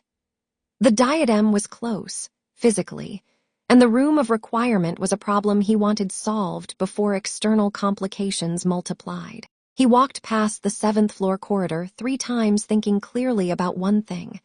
I need to find something hidden here. The door appeared on the 3rd pass. Inside was extraordinary. The accumulated abandoned objects of centuries of Hogwarts students, vast and labyrinthine, towers of broken furniture and stacked books and objects ranging from the mundane to the genuinely alarming. It smelled of dust and old magic and the particular mustiness of things that had been put away without ceremony. Harry stood at the entrance and let his interior sense do what it did. The Horcrux was somewhere to the left and deep, and it called to him not with warmth but with the same cold density that the diary had had, that the thing at his center had, the particular signature of Voldemort's fragmented soul. He followed it through the towering corridors of hidden things. The diadem was sitting on a bust of a warlock's head on a high shelf, dusty, and almost invisible among the surrounding clutter. It was beautiful, actually silver fine work, with a sapphire in the center and runes running along the band. It would have looked extraordinary on someone who deserved to wear it. Harry reached up and picked it up. The Horcrux presence inside it reached for him immediately, the way the diary had reached, opening a channel, looking for a way in. It found the adamantium and the reservoir and the immune system of converted dark magic and withdrew in the same flinching way the diary had. I know, Harry said to it, in a conversational tone that he was dimly aware would look strange to anyone watching. You can't. He held the diadem in both hands and felt for the fragment of soul in it, smaller than the diary's, more fragile, less practiced at presenting itself. He thought about what the diary had told him, about all 7 pieces and the intention behind each one. He thought about the thing at his own center, the inert, contained, frozen thing. He focused the warmth in his sternum with the precision Flitwick had spent a year teaching him, the same precision he'd used on the basilisk, but much finer, much more targeted. Not a shockwave, a scalpel. He pushed it at the soul fragment in the diadem. The fragment burned out like a filament.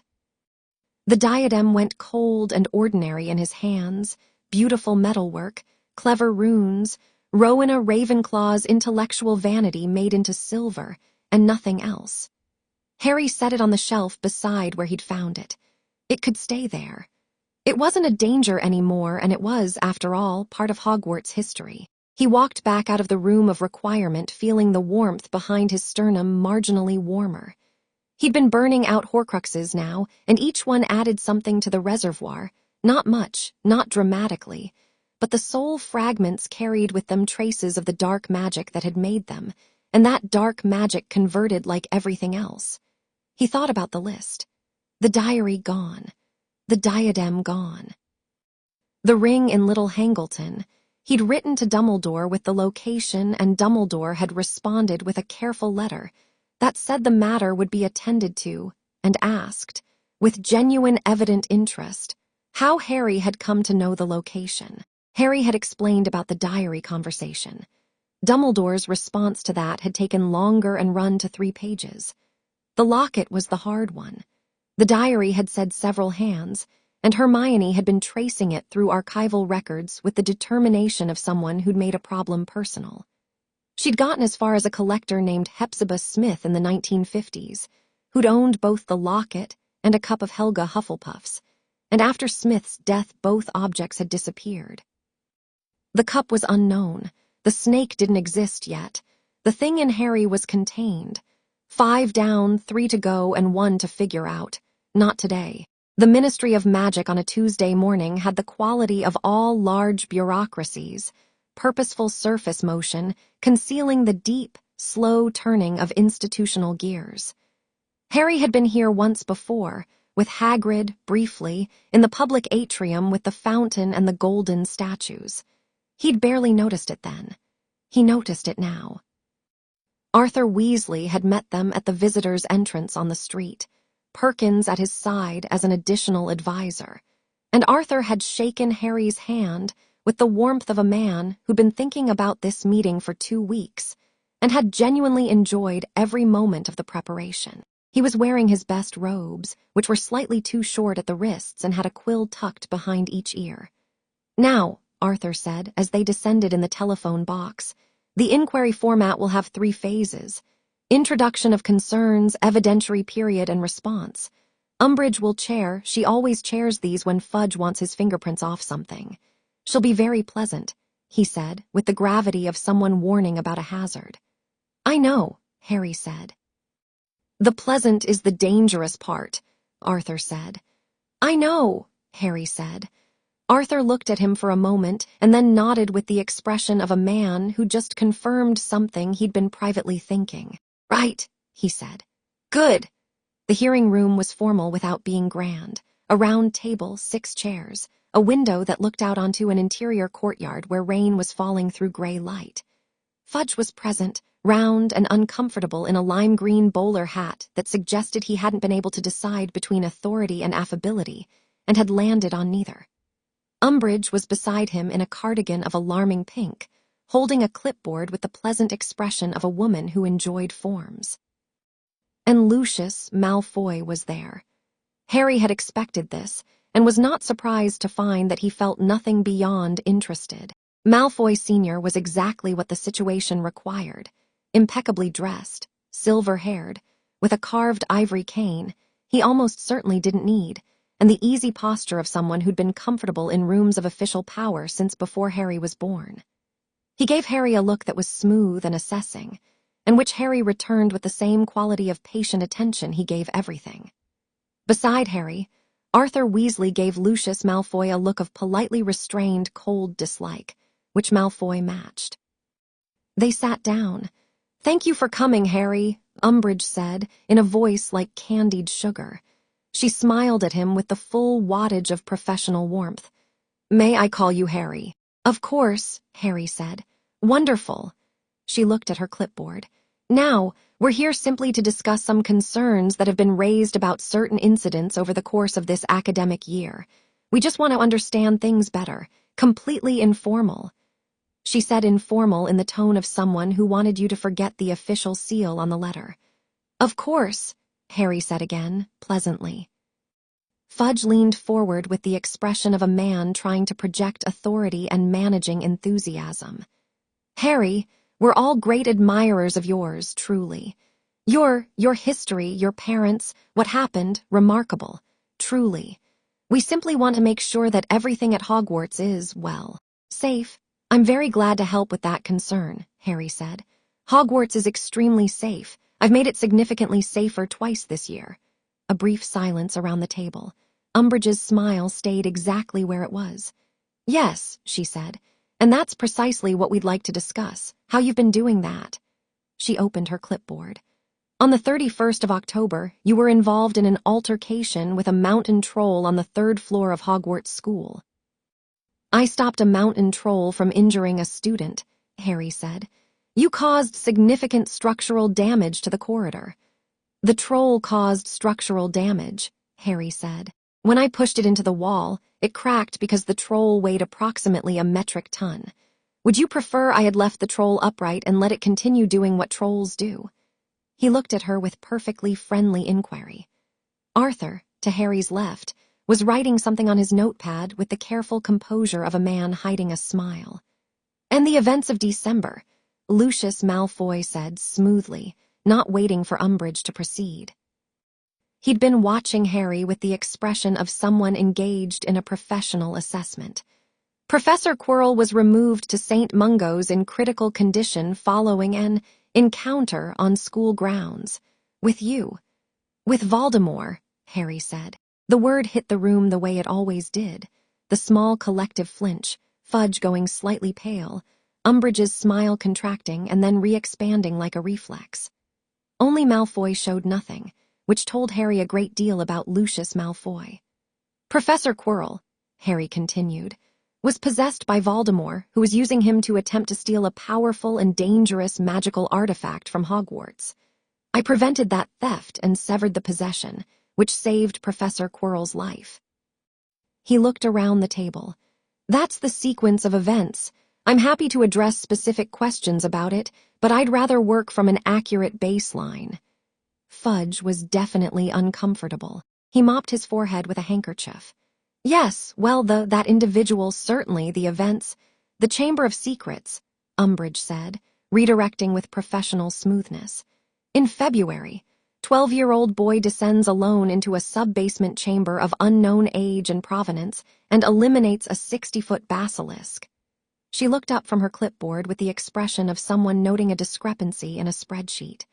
Entirely alone. Barehanded, according to the account in the school report. Yes, Harry said. That's extraordinary, Fudge said, and couldn't quite keep the genuine amazement out of it before the official concern reasserted itself. The basilisk had been petrifying students, Harry said. 4 students, 1 ghost, 1 cat.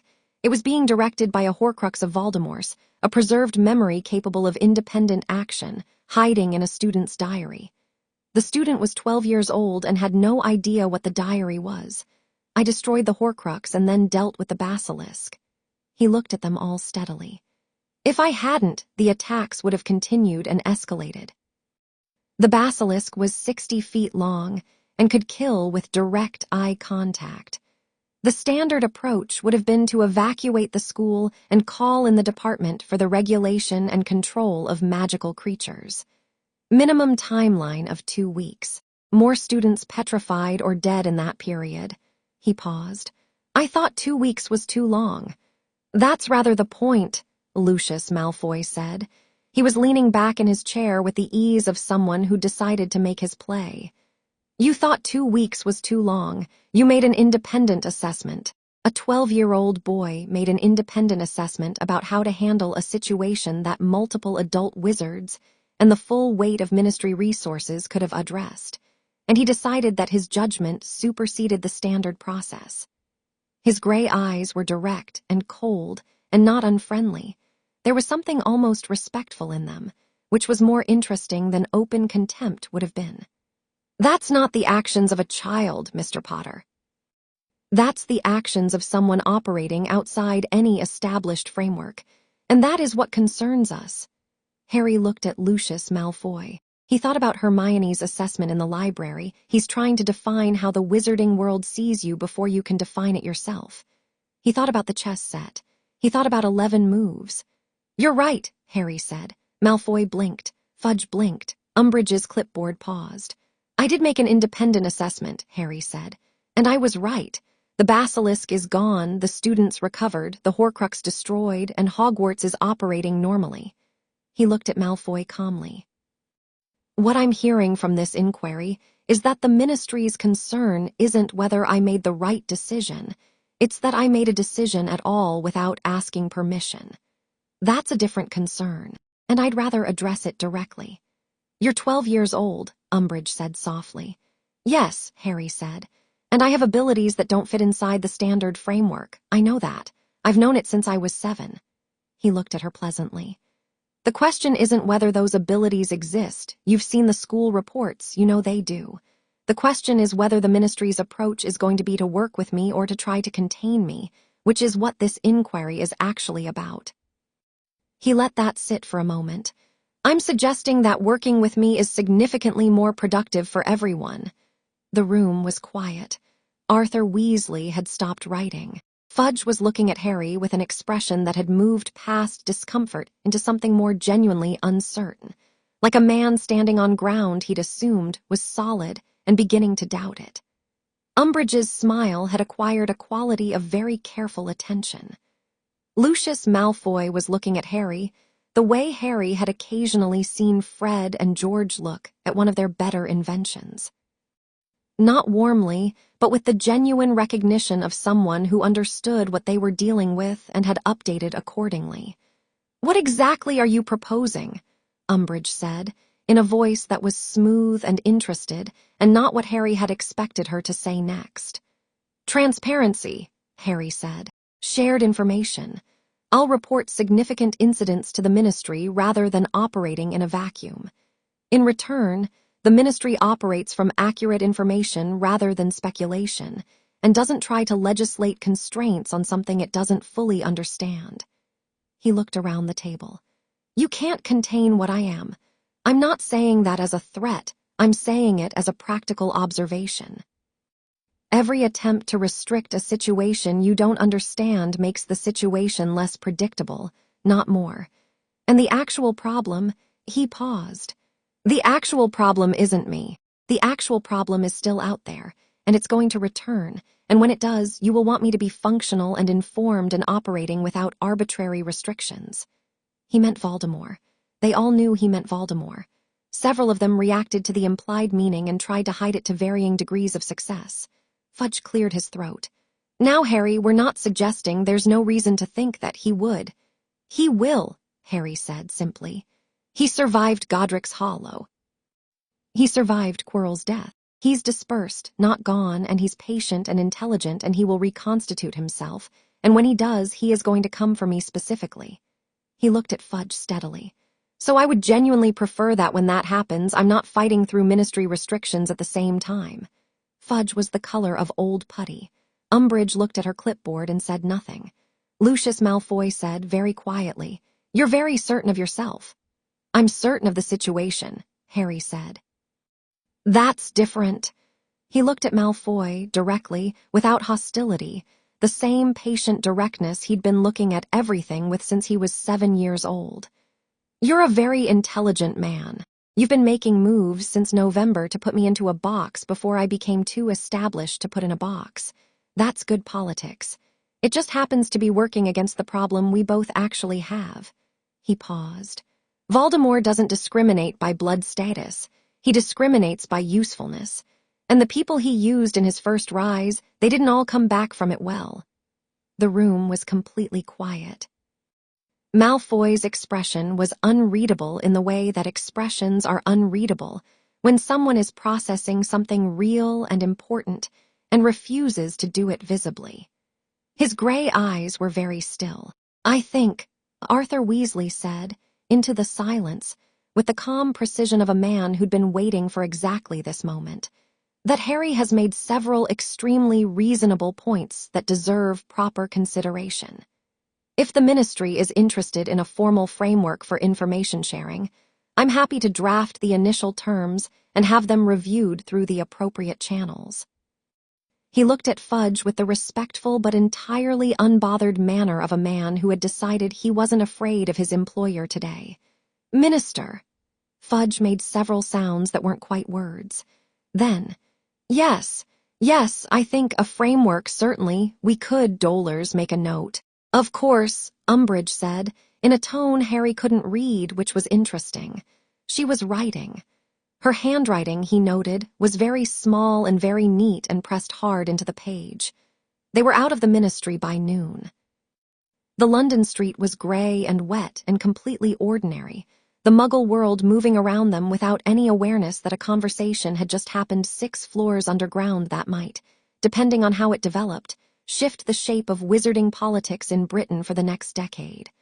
Arthur Weasley walked beside Harry with the particular stride of a man who'd surprised himself. "That," he said, "was something." "You were brilliant," Harry said. Arthur waved this away with one hand. "I just watched mostly and wrote things down." He glanced at Harry sideways. "The thing you said to Lucius, about his people not coming back from it well." "Too much," Harry said. Arthur considered. "True," he said. "Not too much, just direct."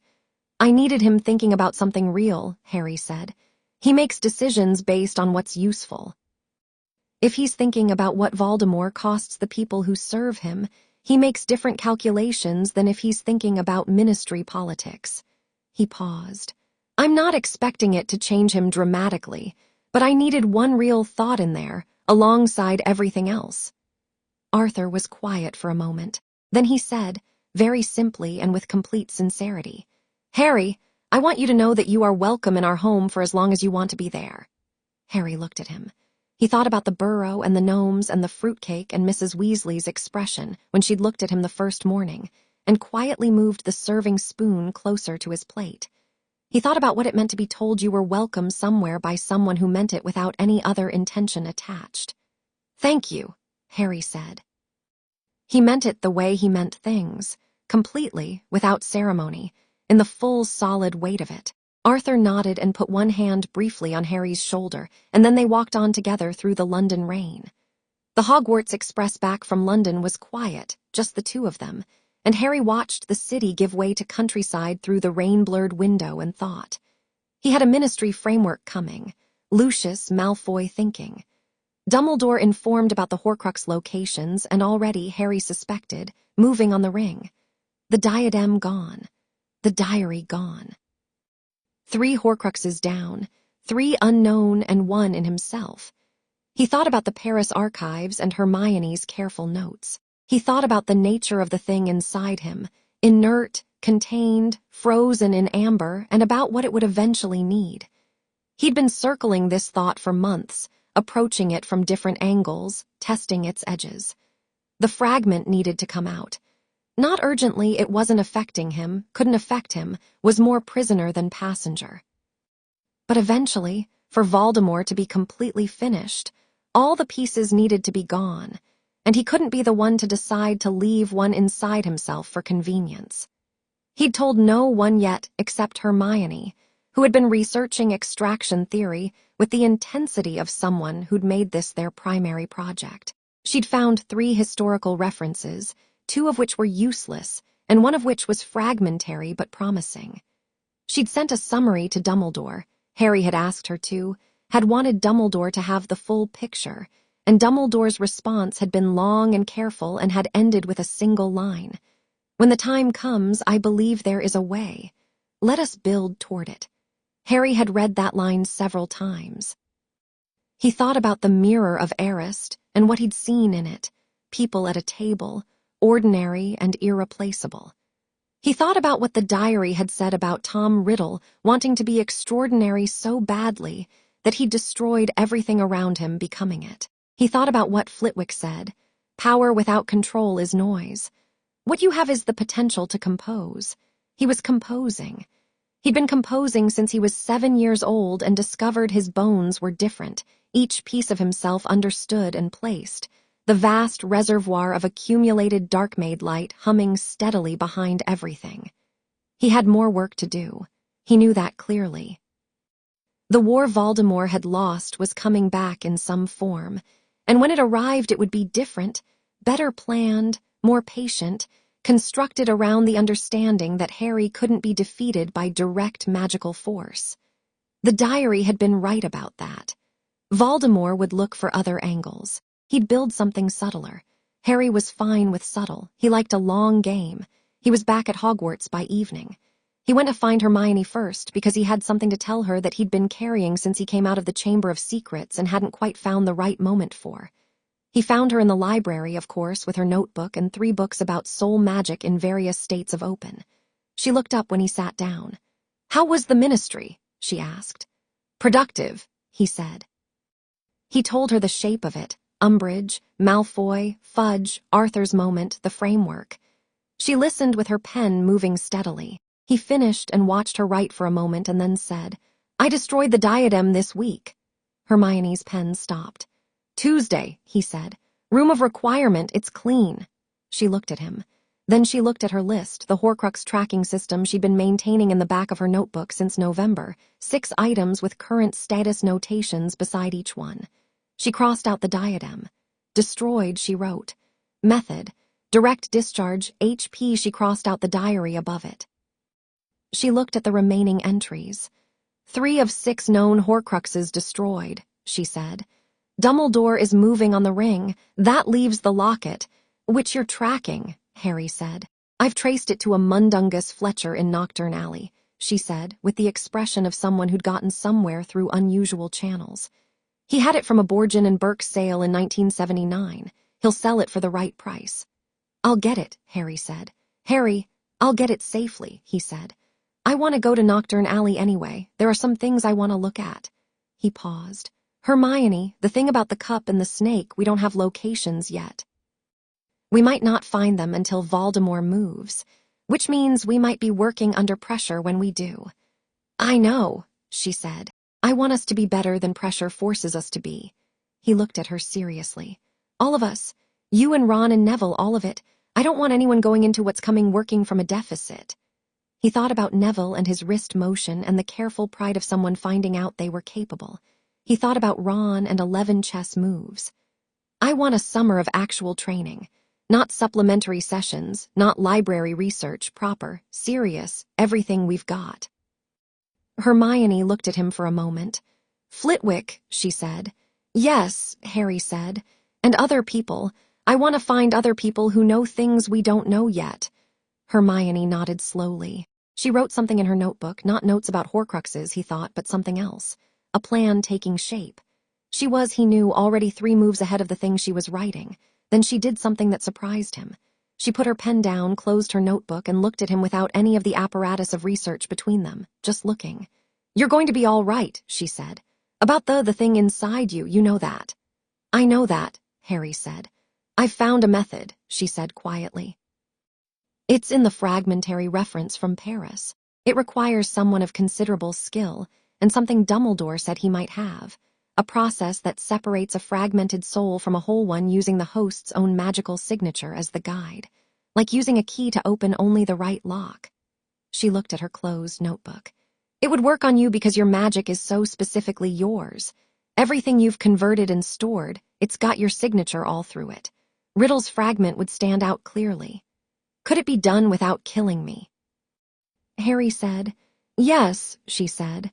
That's why it took me this long to find it. Most of what I found said number, but this says yes with a specific.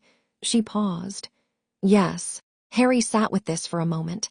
The warmth behind his sternum was steady and vast and entirely familiar, and somewhere at its center, inert and frozen and small, something that wasn't his was waiting to be properly removed.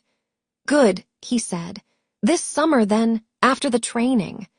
After the training, Hermione agreed. She picked up her pen and opened her notebook back up to the Horcrux list, and Harry looked at the window where Hogwarts grounds were going dark under evening cloud, and the warmth in him was steady, and the bones beneath his skin had never been anything but exactly what they were, and the world was adjusting, slowly, creaking, the way large things adjust to pressure they can't resist, and Harry was patient. He could wait. 2 days later, on a Friday evening, he went to find Neville. Neville was in the greenhouse with Professor Sprout's permission, which he used most Friday evenings when the other students were in the common room or the grounds. He had a particular relationship with the greenhouse, the way Harry had a particular relationship with the Quidditch pitch at dawn, and he looked up when Harry pushed the glass door open with the comfortable expression of someone secure in their own territory.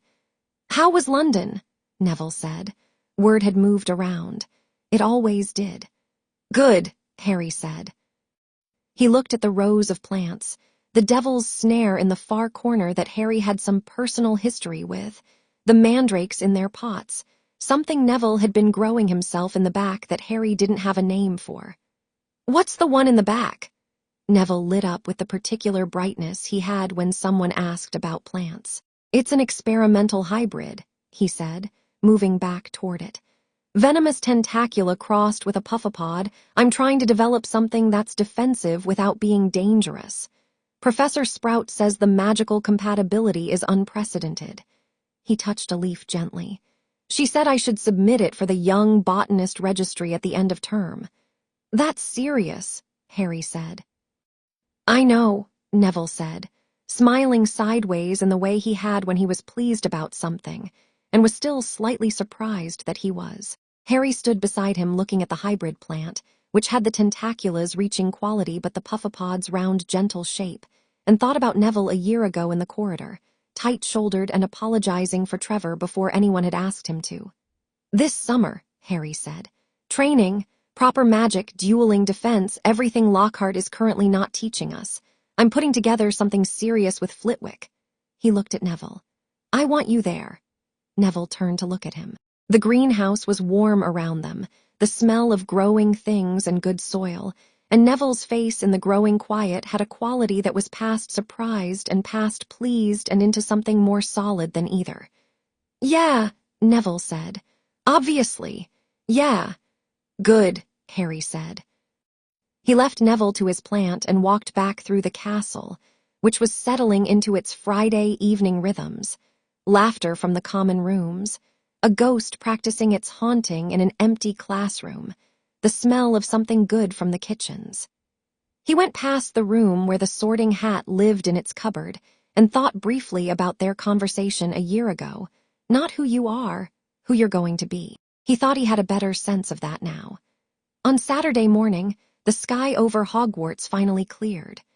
The endless Scottish grey pulled back like a curtain and left behind it clean blue and gold, the kind of sky that makes even stone look warm, and the grounds below steamed slightly in the new light as a winter's worth of wet burned off. Harry was on the Quidditch pitch before anyone else was up. He went up high, higher than he usually went, above the towers, to where the air was thin and cold and entirely clean, and he stopped there and let himself hover in it for a long moment. He could see the whole of Hogwarts from here, which was still one of the best things he'd ever found. The castle laid out below him with its courtyards and towers, and the lake going silver in the early light, the forbidden forest dark along the north edge, the train track silver in the distance disappearing toward the horizon. He thought about everything he knew. Voldemort was dispersed and thinking. 3 Horcruxes were gone, 3 more to find. One fragment inside him to be carefully extracted when the time was right. The Ministry was building a framework. Lucius Malfoy was recalculating. Dumbledore was informed and moving and more honest than he'd been before, still not entirely honest, and Harry was patient about that because it was the truth of who Dumbledore was, and the truth of people wasn't something you changed by wanting it different. His friends were good. His friends were getting better. He had a summer of work ahead, and years beyond that, and a war at the end of it that wasn't going to look like anyone expected, including the man who thought he was going to fight it. He thought about Tom Riddle, the real one, the whole one, the cold intelligence in exile somewhere in the country thinking about a boy with silver bones. He thought about the diary's description of him, someone who'd started with the same hunger Harry understood, the hunger to be extraordinary, and had chosen destruction as the price of it. He thought about what it meant to have everything Harry had, the bones, the reservoir, the magic so vast and ready, and to choose to point it at people. He would not make that choice. He'd been sure of this since before he had a name for what he was. He would point it at the thing coming for the people he cared about, and that was different. That was not the same thing at all. He breathed in clean, cold Highland air. The warmth behind his sternum was steady and enormous and entirely his own. All of it, the converted darkness of years. Every spell thrown at a child who was too indestructible to break and too whole to be made into something smaller. All of it transformed and stored and patient, waiting for what came next. The bones beneath his skin were silver and unbreakable and old. Harry Potter turned his broom toward the castle and came down fast, a long, clean dive that leveled off perfectly over the pitch and landed running and walked inside. There was work to do. He was looking forward to it. In a cold room in an unnamed location, Voldemort thought. He had been thinking for 3 months. 3 months of nothing but cold and patience, and the slow rebuilding of what could be rebuilt. He was better at patience than most understood. He was better at patience than almost anything. He thought about the boy. He thought about Quirrell's memories, passed through the connection before the severance, the boy standing in the chamber's light after the basilisk, entirely unhurt, looking at nothing in particular with the expression of someone who'd done something expected. He thought about the moment he'd touched Harry Potter in that room below Hogwarts and felt the nature of what he'd touched, the metal, the reservoir, the vast accumulated power of every dark thing he and his followers had ever sent at that child, converted and stored and waiting. He had spent 3 months thinking about how to replicate it. He had spent the last week thinking about something else.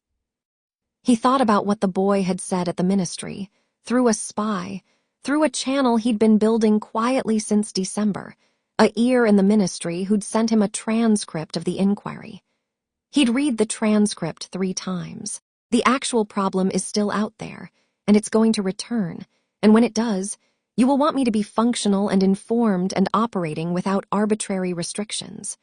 The boy had said this to Fudge and Umbridge and Lucius Malfoy. He'd said it without fear or performance. He'd said it like someone stating a plan. Voldemort thought about this for a very long time. He had spent the last year trying to understand what Harry Potter was. He thought he understood it now, not completely. There were elements he still hadn't resolved, but the shape of it, the metal, the conversion, the reservoir built on years of dark magic feeding what it was meant to kill. He understood what the boy was. What he did not yet understand, what kept him thinking still after 3 months of cold patience, was the expression in the boy's eyes in Quirrell's last memory. Not power, not triumph, not fear, just clarity. The expression of someone who understood exactly what they were doing and why. Voldemort had been many things. He had never, since the age of 16, felt genuinely uncertain about his own understanding of a situation. He felt it now. He put it away. He made a decision, a single quiet decision, the kind that didn't announce itself but changed everything from the inside out. He would not rush. He would not repeat what had failed. He would rebuild properly, carefully, from the foundation, and he would build something designed specifically for this, for a boy with silver bones and a reservoir of light built on dark. He would find a way. He was, after all, the greatest sorcerer who had ever lived. He ignored, with the ease of long practice, the small, cold voice at the back of his own mind that said, "You thought that at Godric's Hollow, too." Outside his window, the British countryside moved in its gray spring light, entirely indifferent to everything. In a greenhouse at Hogwarts, a new hybrid plant reached toward the sun. In a library, a girl with a notebook wrote faster than anyone could read. On the Quidditch pitch, a boy landed and walked inside, unhurried, certain, carrying in his bones everything the world had ever thrown at him and made it his own. The world was adjusting. It didn't have a choice.